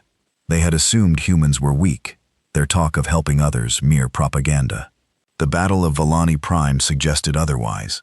The Krill began reviewing their expansion plans, suddenly uncertain if enslaving species under human protection was worth the risk. The Scourge, scattered and traumatized, avoided any system with human presence. For a species that had consumed worlds for millennia, it was a humiliating adaptation. But evolution cared nothing for pride, only survival. The Scourge had learned that some prey was too dangerous to hunt. 4 months after the battle, a delegation from the Pleiadian colonies arrived at Volani Prime. Their worlds faced Krill invasion, and they had formally requested human military assistance. They came to see what humanity had done for the Volani, to understand what they were asking for. Ambassador Shiva personally gave them the tour, showing them the defense installations, the training academy, the memorial to the fallen. She introduced them to Admiral Thalen, to the trainees who had become defenders, to the human personnel who had stayed to help rebuild. This is what humanity offers, she told the delegation. Not occupation, not conquest, but genuine partnership. They will bleed for you if necessary, but they will also teach you to defend yourselves. They ask nothing in return except that you use their gift wisely. The Pleiadian ambassador, a crystalline being named Sarath, studied the memorial for a long time. And if we accept their help, what happens when they leave? Do we become dependent on human protection? The humans are already leaving, Shiva replied, gesturing to the shipyard where the Remembrance orbited. See that vessel? We built it ourselves, with human guidance, but Volani engineering. In 6 months, we will have 3 more. In a year, we will have a fleet. The humans didn't make us dependent. They made us capable. But the cost, Sarath said softly, looking at the names on the memorial. So many died. Yes, Shiva agreed. War has costs. The Scourge would have killed 8 million of my people. Instead, we lost 30,000 Volani, and humanity lost 3,000 of their own. Those losses devastate me. But the alternative was extinction. The humans paid a price in blood to give us a future. That is their answer. They will fight for you if you cannot fight for yourself, but they will also ensure you can eventually stand alone. The delegation departed 3 days later, their decision made. They would accept human assistance. The Krill would discover, as the Scourge had, that humanity took the defense of others seriously. On Earth, the Terran Federation faced its own reckoning. The military wanted to expand, to build more ships, to train more Marines, for what they saw as an inevitable series of defensive wars. Some politicians worried about overextension, about humanity becoming the galaxy's police force against their will. Admiral Sarah Martinez, head of Terran Fleet Command, addressed the Federation Congress with characteristic bluntness. We have a choice, she said. We can be the species that helps when asked, or we can be the species that looks away when others die. There is no middle ground. If we choose to help, we must be prepared for the consequences. More battles like Volani Prime, more casualties, more sacrifice. If we choose to look away, we must accept that we had the power to help and chose not to. Which can you live with? The debate raged for weeks. In the end, the Federation voted to expand the defensive fleet, and establish a rapid response force, ships and personnel, specifically designated for rendering aid to allied species under attack. It wasn't an easy decision, and many worried about the precedent. But humanity had defined itself at Valani Prime, and most humans decided they liked that definition. 6 months after the battle, Commander Vasquez stood in the Academy's main hall, watching her latest class of graduates receive their certifications. 200 more trained defenders ready to protect their world. Admiral Thielen stood beside her, reviewing the graduation scores. "Your methods are effective," he observed. "The pass rate is 97%. Our instructors couldn't believe it." "It's not my methods," Vasquez replied. "It's their motivation. They remember what it felt like to be helpless. They'll never let that happen again. That's more powerful than any training technique." "Will you stay for another class?" Thielen asked. Vasquez hesitated. She had been at Valani Prime for 6 months, teaching, rebuilding, healing from her own combat trauma. Part of her wanted to stay forever, to see this project through to completion, but another part recognized that the Valani didn't need her anymore. They had learned the lessons. Now they needed space to implement them on their own. "One more class," she decided. "Then I'm returning to Earth." "You don't need me anymore, Admiral. You've become what you needed to be, strong enough to protect yourselves, wise enough not to abuse that strength. That's all I can teach you. We will always be grateful," Thielen said formally, "for everything humanity did, everything you personally sacrificed. You gave us more than defense. You gave us dignity." Chief Webb had similar conversations with his engineering teams. The reconstruction was essentially complete. The Valani had learned to maintain and improve the defensive installations. His presence was no longer necessary, though it remained welcome. "I'm staying," he told Vasquez over dinner in the officers' mess. "Not because they need me, but because I need this. After my wife died, I threw myself into work, building things, solving problems, never stopping to think. Here I found something more, a purpose beyond just construction. These people needed help, and I helped.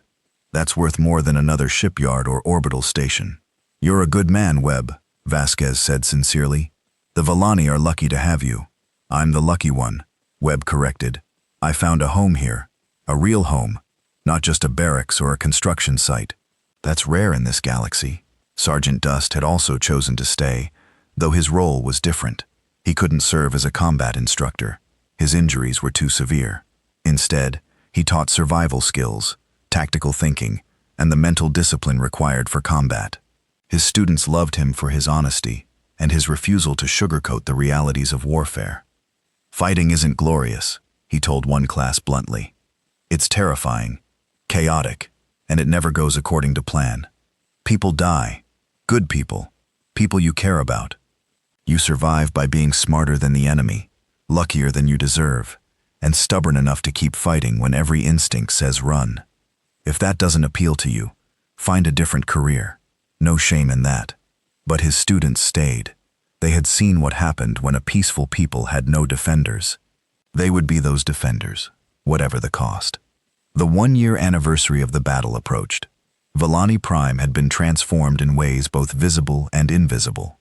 The defense grid was expanded and improved. The Remembrance had been joined by 2 sister ships with 3 more under construction. The training academy graduated new defenders every month. The economy had recovered stronger than before, as trade agreements with humanity brought new opportunities. But the deeper changes were harder to quantify. Villani society had lost some of its innocence, gained a harder edge. Children grew up knowing about war, learning emergency drills, understanding that the universe contained threats. Some elders mourned the loss of their peaceful isolation. Most recognized it as a necessary evolution. "We cannot return to what we were," Ambassador Shiva said in a planetary address. "The scourge taught us that ignorance of violence doesn't protect you from violence, but we can honor what we were by being wise with what we've become. We are armed now, but we need not be aggressive. We are strong now, but we need not be cruel. We are prepared for war, but we work for peace. This is the balance humanity taught us." The anniversary ceremony was massive. Humans returned from across the galaxy. Soldiers who had fought here, engineers who had built here, diplomats who had negotiated here. The Galactic Council sent observers, curious about this human-Villani partnership that had become a model for other species. The memorial had grown. Additional sections honored Villani, who had died in the months after the battle from delayed injuries or trauma. A new wing celebrated those who had survived with interactive displays, telling their stories. School children visited regularly, learning about the battle and its lessons. Commander Vasquez, now promoted to general, gave her final address to the academy. Tomorrow she would return to Earth, her work complete. She looked at the assembled students, hundreds of trained defenders, ready to protect their world, and felt satisfied. When I arrived here 1 year ago, you were victims, she said. You had been attacked by an enemy you couldn't defeat, and you prepared to die. Humanity intervened, not because we expected anything in return, but because it was the right thing to do. We fought for you, bled for you, died for you, but more importantly, we taught you to fight for yourselves. You are no longer victims. You are defenders. You have the skills, the equipment, and most importantly, the will to protect your world. The next threat you face, and there will be others, you will face on your own terms. You will be ready. That was our goal, and you have exceeded it. She paused, emotion breaking through her professional composure. I'm proud of you, not just as soldiers, but as people. You took the worst moment of your history and used it to become stronger without becoming cruel. You learned warfare without learning hatred. You became capable of violence while remaining dedicated to peace. That's harder than it sounds, and you've done it brilliantly. Take care of each other. Take care of your world. And remember, strength is a tool, not a purpose. Use it wisely. The students rose as one, saluting in the human military fashion they had learned. Vasquez returned the salute, tears she didn't bother hiding running down her face. Then she left the academy for the last time, knowing she was leaving it in capable hands. That night, a smaller ceremony took place at the memorial. The humans who were departing gathered with Villani friends to say goodbye. There were tears, promises to stay in touch, addresses exchanged. Some relationships had deepened into genuine friendships, even romances. Humans and Villani who had bonded through shared trauma and reconstruction. Ambassador Shiva found General Vasquez sitting alone near the memorial, staring at the names of the fallen. She sat beside her, saying nothing for a long moment. Do you have regrets? Shiva finally asked. Many, Vasquez admitted. I regret every person whose name is on this wall. I regret that we couldn't save everyone. I regret that your people had to learn about war at all.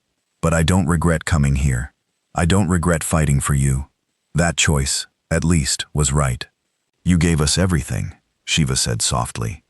Not just defense, but hope. Before you came, we thought the galaxy was a place where the peaceful died alone. You taught us that sometimes, somewhere, someone will stand up for what's right. That changes everything. Just promise me something, Vasquez said. Promise that you'll use what we taught you wisely. Don't become aggressors. Don't let strength corrupt you. Be the people you were, just protected now. I promise, Shiva said solemnly. We will be guardians, not conquerors. Defenders, not invaders. That is the human legacy here. Not how to fight, but why to fight, and when to choose peace instead. The next morning, the remaining human personnel departed on a transport ship. They left behind a transformed world, a species that had learned to stand strong, and a promise. If Villani Prime ever needed help again, humanity would answer. As the transport broke orbit, General Vasquez looked back at the planet below. Lights sparkled across continents where life thrived. Defensive platforms orbited, keeping watch.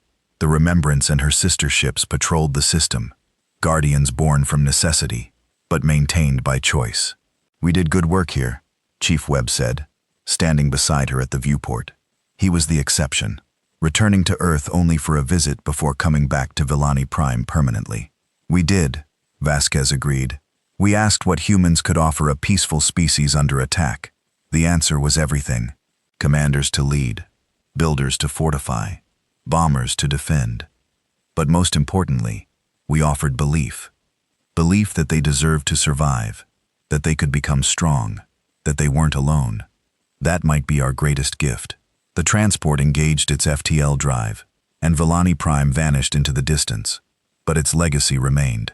Across the galaxy, species learned about what happened there. Some asked for human help.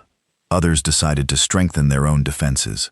A few even began questioning the old galactic order, where the strong preyed on the weak, and everyone looked away. Humanity had shown there was another way. It wouldn't change everything overnight, but it was a start, and sometimes a start is enough. 20 years had passed since the Battle of Villani Prime, and the galaxy had changed in ways both subtle and profound.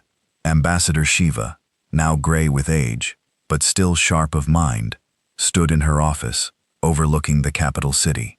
The view had transformed from the floating artistic structures of her youth to a blend of beauty and purpose. Defensive walls integrated into architecture, shield generators disguised as sculptures, a city that was both peaceful and protected. Her granddaughter, Mira, sat across from her, reviewing reports for her new position in the Galactic Council.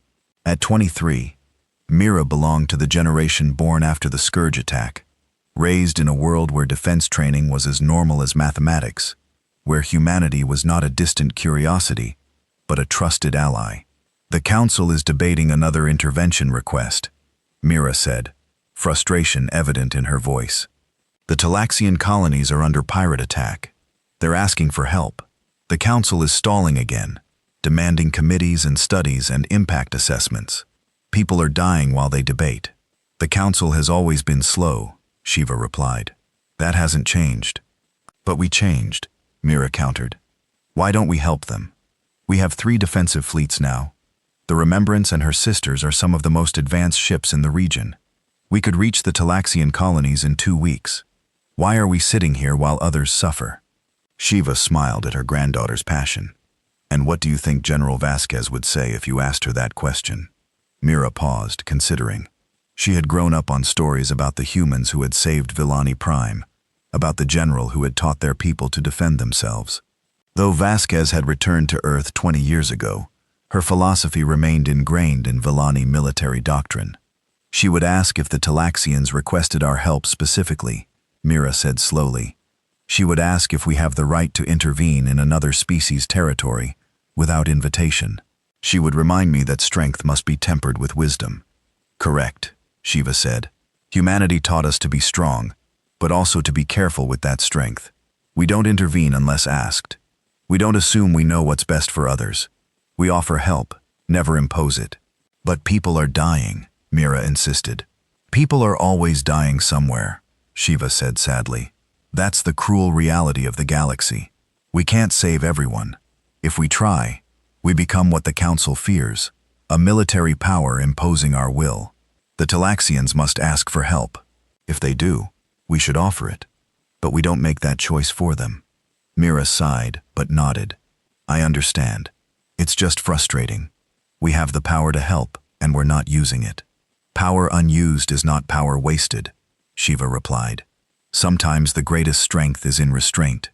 That's a hard lesson, one humanity struggled with for centuries, but they learned it, and they taught us. On Earth, General Elena Vasquez had retired from military service 5 years earlier. She lived in a small house in Colorado, writing memoirs that she would never publish, and consulting occasionally for the Federation military. At 65, she remained sharp, though her body carried the scars of decades of service. Her communicator chimed with an incoming call from Villani Prime. She smiled, recognizing the signature. Admiral Thelen, it's been months. How are you? Thelen appeared on the screen, aged as she was, but still commanding. He had led Villani Defense Forces for 20 years, transforming them from inexperienced civilians into one of the most respected defensive militaries in the region. General Vasquez, I hope I'm not disturbing your retirement. You know retirement bores me, she replied. What do you need? Advice, actually. The Talaxian colonies are under attack. They've formally requested assistance from multiple species, including us. The Council is debating, as usual, but Villani Prime has the capability to help. Should we? Vasquez considered the question carefully. What do you know about the Talaxians? Peaceful species, similar to what we were. They have minimal defenses. The pirates are brutal, but not organized. local warlords, not an existential threat like the Scourge. And if you intervene? Vasquez prompted. We can probably drive off the pirates in a few weeks. Minimal casualties. Then we help them build defenses the same way humans helped us. But Thielen hesitated. I worry we're becoming what humanity almost became. The galaxy's defender, solving every problem because we can. That's a valid concern, Vasquez agreed. Here's what I think. You have the capability and the knowledge. If someone asks for help and you can provide it without overextending, there's nothing wrong with offering. But remember, you're not human. You don't have our resources, our population, our industrial capacity. Humans can afford to help multiple species simultaneously. You can't, not yet. So choose carefully. Help when asked, when it's within your capacity. But don't try to save the galaxy single-handedly. That's a burden that will break you. The Talaxians did ask specifically for Vellani assistance, Thielen said. They said they want what we have. Peace protected by strength. They want to learn from us the way we learned from you. Then help them, Vasquez said simply. Send one fleet, assign advisors. Do what we did for you, but maintain your own defenses. Never leave your home unprotected for someone else's sake. And make sure they understand you're teaching them to defend themselves, not defending them permanently. Give them the tools and knowledge, then let them stand on their own. That's what I hoped you'd say, Thielen admitted. Thank you, General.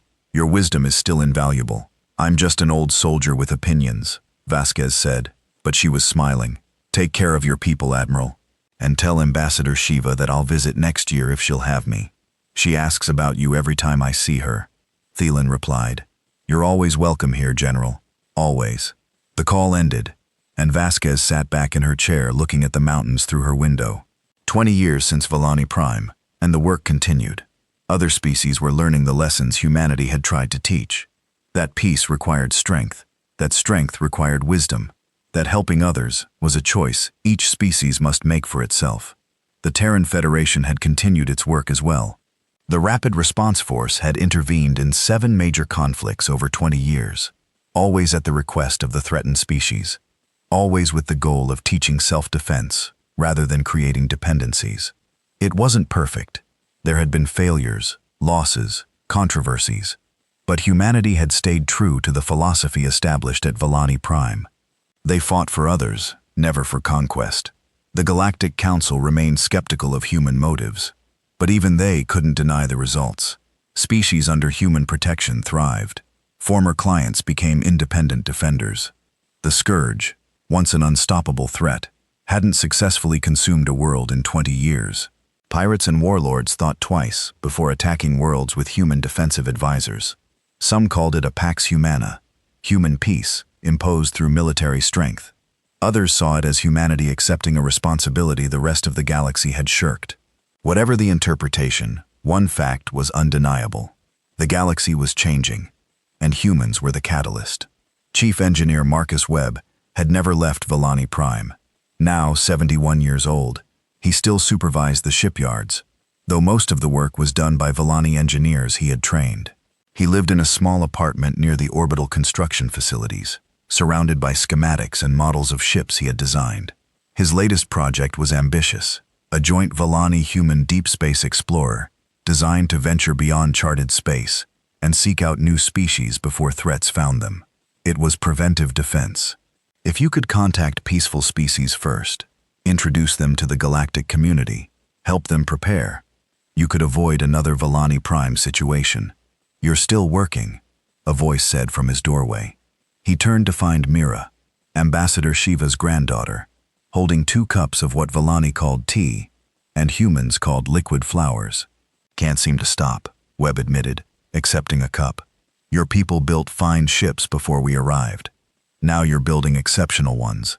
Makes an old engineer proud. My grandmother wanted me to ask you something, Mira said, settling into a chair. She's writing her memoirs.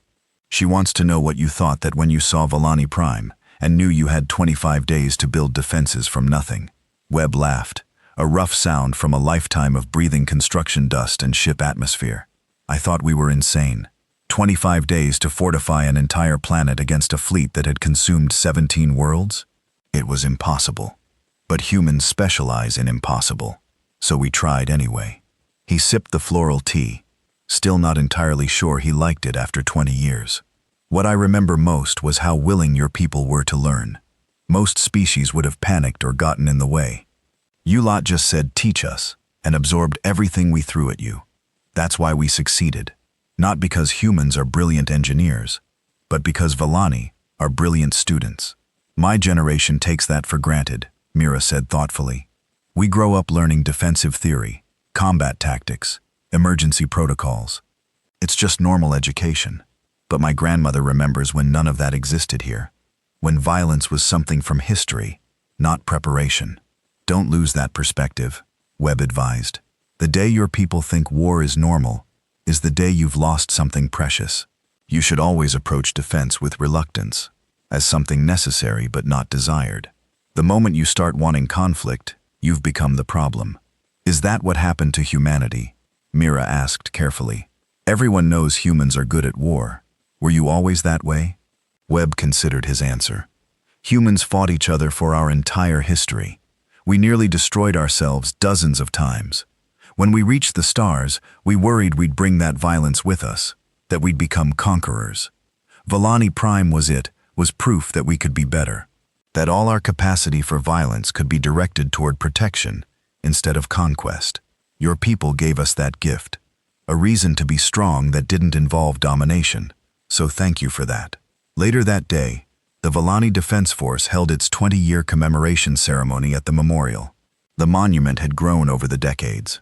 Additional wings added to remember subsequent conflicts and honor those who continued the work of defense.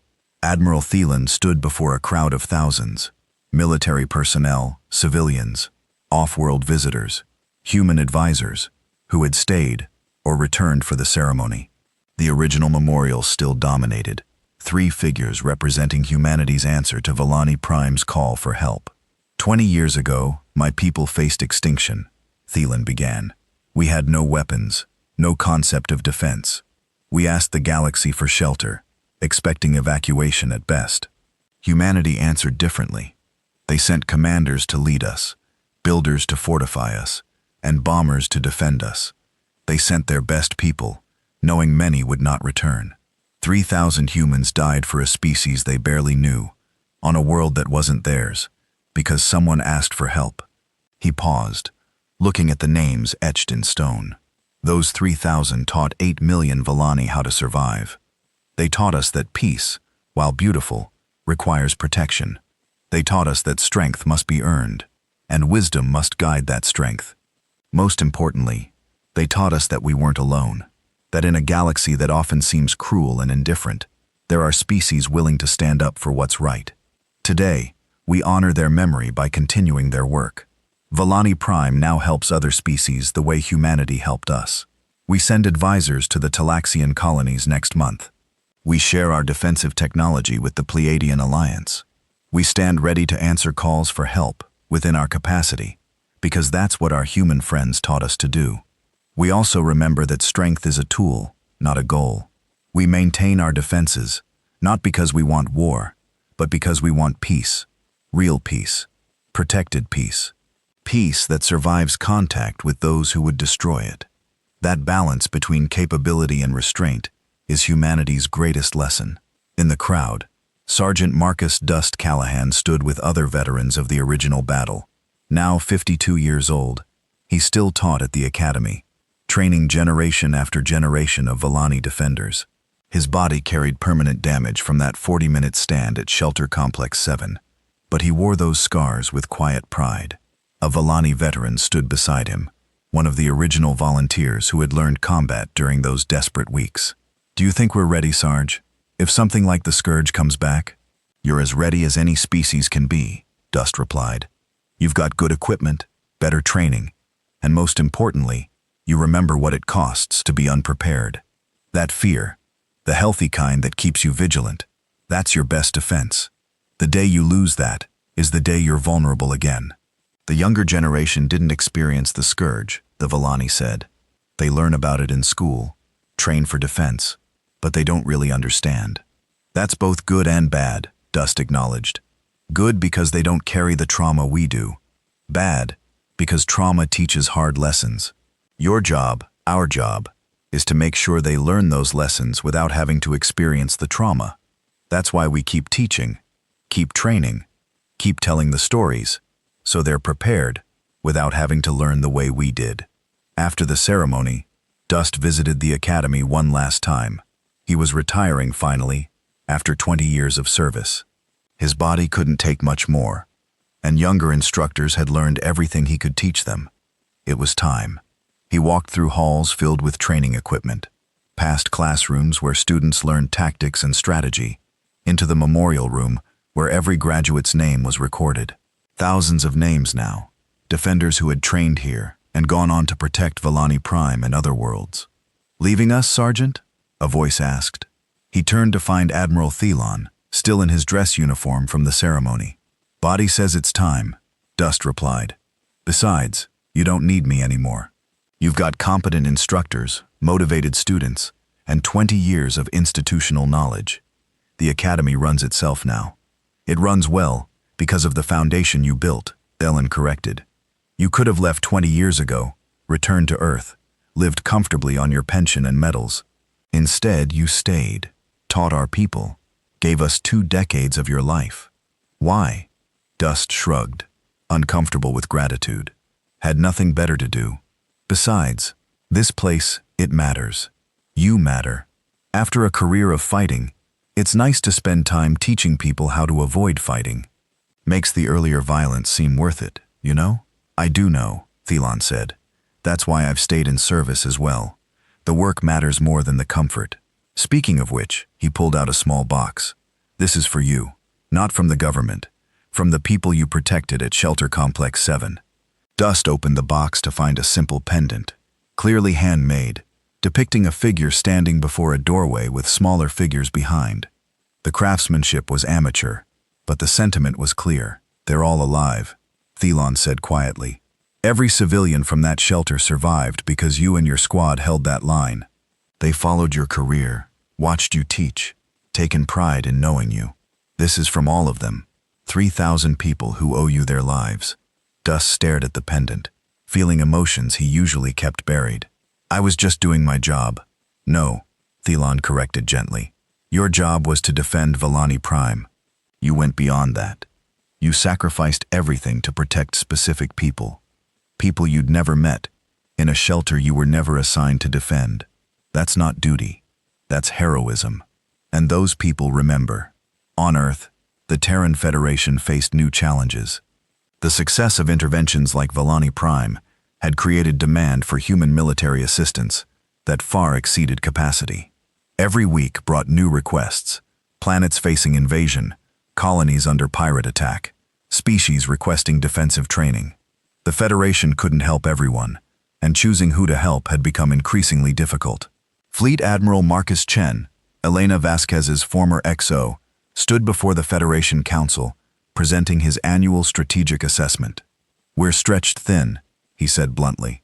"The Rapid Response Force was designed to handle 2 or 3 operations simultaneously. We're currently managing 11. Personnel are exhausted, equipment needs maintenance, and we're burning through resources faster than we can replace them. Are you suggesting we should stop helping other species?" a counselor asked. "I'm suggesting we need to be strategic," Chen replied. "Every request is legitimate. Every species asking for help genuinely needs it. But we can't be everywhere. We need to prioritize based on threat level, strategic importance, and capacity to help. More importantly, we need to train other species to do what we did at Valani Prime. Teach them to help each other. The Valani are already doing that," another counselor noted. "They're sending forces to assist the Talaxians. The Pleiadian Confederation has formed its own rapid response capability, modeled on ours. Perhaps we're succeeding better than we realize, not by doing everything ourselves, but by showing others how." "That's the goal," Chen agreed. "But it takes time. Species need to build capabilities, gain experience, develop the political will to help others. In the meantime, we're the only ones with the capacity and willingness to respond quickly. The question is, how do we maintain that capability without burning out our people?" The debate continued for hours without easy answers. Humanity had created a new model for galactic relations. Help those who ask. Teach self-sufficiency. Never conquer. But implementing that model across a galaxy of thousands of species required resources and dedication that tested even human determination. General Vasquez watched the council debate from her retirement home, streaming the session over the information network. She had seen this coming 20 years ago at Valani Prime. Success creates expectations. Expectations create obligations. Obligations can become burdens if not managed carefully. She opened a communication channel to Admiral Chen after the session ended. "You handled the council well, Marcus. But you're right to be concerned. We're doing too much. What choice do we have?" Chen asked. "Tell species under attack that we're too busy to help?" "Sometimes, yes," Vasquez said firmly. "Hard truth. We can't save everyone. Trying to do so will break us. The Federation needs to accept that helping one species might mean watching another fall. That's brutal, but it's reality. Better to help 3 species effectively than fail to help 10. The politicians won't accept that," Chen said. "Then make them," Vasquez replied. "You're Fleet Admiral. Your job includes telling civilian leadership hard truths they don't want to hear. We built our reputation at Valani Prime by doing the impossible, but we can't do the impossible every time. Eventually, impossible actually means impossible." Chen sighed. "You're right, of course. It's just hard to say no when you know you could help. That's what makes us human," Vasquez said gently. "We care too much sometimes. But carrying yourself to exhaustion helps no one. Be strategic. Help where you can make real differences. And keep pushing other species to develop their own capabilities. The best tribute to Valani Prime isn't humanity solving every problem. It's other species learning to solve problems together." 25 years after the Battle of Valani Prime, the memorial held its final planned ceremony. A new wing was being dedicated not to fallen soldiers, but to living defenders. Every person who had fought in the battle and survived would have their story recorded here, preserved for future generations. General Vasquez returned to Valani Prime for the ceremony, her first visit in 5 years. At 70, she moved slower, but her mind remained sharp. Ambassador Shiva, now 85, greeted her at the spaceport with a warm embrace. "You look well," Shiva said, though both knew it was polite fiction. They were old now, bodies failing even if spirits remained willing. "I look like hell," Vasquez replied with a grin, "but I'm alive, which is better than the alternative." "How's your world?" "Thriving," Shiva said proudly. 3 defensive fleets, economic growth, and we just graduated our 500th class from the academy. Your academy, really. We still teach your methods." They walked through the capital city, Vasquez marveling at the changes. The blend of Valani aesthetics with practical defense had created something unique, beauty that could protect itself. Children played in parks that doubled as emergency shelters. Art installations concealed sensor arrays. Every aspect of society balanced preparation with peacefulness. At the memorial, thousands gathered for the dedication. Veterans from the original battle, now in their 50s and older. Current military personnel, civilians whose lives had been saved, and younger Valani, the generation born after the Scourge, learning about the battle that had defined their world. The ceremony featured stories from survivors. A Marine who had lost both legs but continued serving as an instructor. A Valani civilian who had hidden in the shelters and later became an engineer, building better defenses. A human pilot who had rammed a Scourge capital ship and somehow survived, now teaching flight tactics to Valani students. When Vasquez's turn came to speak, she stood slowly, leaning on a cane, and approached the podium. The crowd quieted immediately. "I'm going to tell you something no one else will say," she began. "The Battle of Valani Prime was a disaster. We lost 3,000 humans, 30,000 Valani. We barely won. If the Scourge had been slightly smarter or slightly more numerous, we would have failed. Everyone died. 8 million Valani would have been consumed, and the galaxy would have shrugged and moved on." The crowd stirred uncomfortably. This wasn't the triumphant speech they expected. "But we didn't fail," Vasquez continued. "We won, barely, through luck and stubbornness, and people like Sergeant Callahan who refused to retreat when any sane person would have run. We won because Volani civilians trusted us enough to hide underground, while hell raged above them. We won because Chief Webb's engineers worked themselves half to death building defenses that shouldn't have been possible. We won because sometimes, just sometimes, impossible means very difficult instead of completely hopeless. She gripped the podium, looking out at faces young and old. I tell you this because I don't want you to romanticize what happened here. War is horror. Defense is necessity. We did what needed doing, but don't ever think it was glorious. The real victory wasn't killing the scourge. It was that 8 million people lived to see the next sunrise. That's what we fought for. That's what those 3,000 humans died for. Not glory, not honor, just life. The chance for beings to keep existing, to raise children, to create beauty, to live in peace. You've built something remarkable here. A society that remembers trauma without being consumed by it, that prepares for threats without becoming paranoid, that learned to fight without learning to hate. That's harder than any battle, and you've done it brilliantly. The humans who fell here would be proud. I know I am. She stepped back from the podium to thunderous applause. As she returned to her seat, Sergeant Dust caught her eye and nodded with respect. Chief Webb, watching via video link from the orbital shipyards, wiped his eyes. The Volani in the crowd, 2 generations of them, honored the woman who had saved their world and taught them to save themselves. After the ceremony, Vasquez visited the original memorial one last time. The 3 figures, commander, builder, bomber, stood eternal watch over names carved in stone. She traced some of the names with aged fingers, remembering faces and voices. I'm sorry we couldn't save all of you, she whispered. I'm sorry some of you were 19 years old and died on a world you'd never heard of, 3 months before. But I want you to know, your sacrifice meant something. This world thrives because of you. Other worlds learned from your example. The galaxy is slightly less cruel because of what you did here. I hope that's enough. I hope you rest easy. Shiva found her there, standing in contemplation. Do you think they know? The ones who fell, do they know what their sacrifice achieved? I hope not, Vasquez said surprisingly. I hope death is just rest, peaceful and quiet. If they're watching, if they see how hard we've struggled to honor them, that seems like a burden. Better to sleep peacefully. Their work done while we carry on. You're a strange person, General, Shiva said fondly. Most would find comfort in thinking the dead are watching over us. I find comfort in thinking they're at peace, Vasquez replied. The living should carry burdens, not the dead. We remember them, honor them, learn from them, but we don't ask them to keep working after they're gone. That's our job.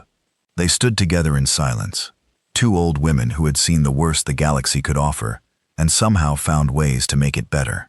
Around them, Volani Prime lived and thrived, testament to what could be achieved when someone asked for shelter and others answered with everything they had. 30 years after the Battle of Volani Prime, the memorial became a galactic heritage site.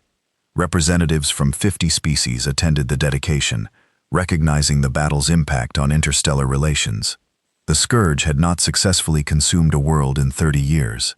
Defensive pacts modeled on human intervention had saved dozens of species. The galaxy remained dangerous, but it was less hopeless than before. General Elena Vasquez died peacefully in her sleep at 75, her body finally giving out after decades of service. Her memorial service was held on Earth, but a second ceremony took place at Volani Prime, where thousands gathered to honor the woman who had saved their world. Ambassador Shiva, now 90, spoke at the Volani ceremony. She came here when we were dying, and she gave us life. Not just survival life, the chance to continue our existence, to raise our children, to remain who we were while becoming strong enough to protect ourselves. That is her legacy. Every Volani alive today, every child born in the past 30 years, exists because she answered our call for help. Chief Engineer Marcus Webb, now 81, and still supervising the shipyards because he refused to retire, spoke next. General Vasquez believed that humanity's purpose in the galaxy was to be strong so others could be safe. She proved that at Volani Prime. But more than that, she taught us that strength must be tempered with wisdom, that power must be guided by compassion, that the capacity for violence is only valuable when used in defense of peace. Those lessons echo across the galaxy now, taught by species who learned them from her. Sergeant Dust, 72 and long retired, closed the ceremony with simple words. The general would hate all this fuss. She'd say she was just doing her job, that anyone would have done the same. But that's exactly why she deserves honor, because she saw saving 8 million beings as just part of her job. Because she considered protecting strangers so natural that it didn't merit special recognition. That's the kind of person she was. That's the kind of person humanity became because of her. We should all aspire to that. The memorial on Volani Prime added her name, not to the wall of fallen soldiers, but to a new section, those who showed the way. It honored beings who had fundamentally changed Volani Prime's trajectory, who had taught lessons that echoed through generations. Mara, now 43, and representing Volani Prime on the Galactic Council, stood before the memorial with her children. The youngest, barely 6 years old, asked the question that children always ask. Grandmother told me stories, but I don't understand. What are humans? Why did they help us? Mara knelt down, looking into her child's eyes, and repeated words she had learned from her own grandmother. Humans are what happens when a species learns to be strong without losing compassion. They are friends who will fight for you, not because they gain anything, but because it's right. They are teachers who show you how to stand on your own, rather than making you dependent. They are the answer to the question, what happens when someone asks for shelter? What's the answer? Her child asked. The answer is, you send commanders to lead, builders to fortify, and bombers to defend. You send your best people to do the impossible. You sacrifice what you must to protect what matters. That's what humans did for us. That's what we now try to do for others, because they taught us how. She stood looking at the 3 figures frozen in stone. Commander with tactical display, builder with tools, bomber with weapons. The memorial had aged well. The stone weathered, but the message clear. Behind it, the city stretched toward the horizon, beautiful and protected, peaceful and prepared. We asked for shelter, Mara said quietly. Humanity answered with salvation. That's their legacy, and our responsibility. We pass it forward, helping others the way we were helped, creating a galaxy where no one faces extinction alone. The sun set over Volani Prime, casting long shadows across the memorial. In orbit, defensive platforms kept watch, human designs improved by Volani innovation, maintained by beings who understood that peace required protection. In the academy, new students learned the lessons that had begun 30 years ago. In the shipyards, new vessels took shape, ready to answer calls for help from species who needed what Volani Prime had received. The galaxy was still dangerous. Threats still emerged, but the response was different now. Species helped each other, taught each other, stood together against the darkness. It wasn't perfect. It wasn't easy, but it was better than before. And in the memorial gardens, where names of the fallen were carved in stone, and stories of the survivors preserved for eternity, children played without fear, protected by the sacrifice of those who had answered a desperate plea for shelter, with everything they had. That was humanity's answer. That was humanity's gift. That was the legacy of the day the humans came, not with evacuation ships, but with commanders, builders, and bombers, with everything needed to transform victims into survivors, to turn helplessness into strength, to prove that in a cruel galaxy, sometimes someone stands up and says, not today, not here, not while we can help. And that made all the difference.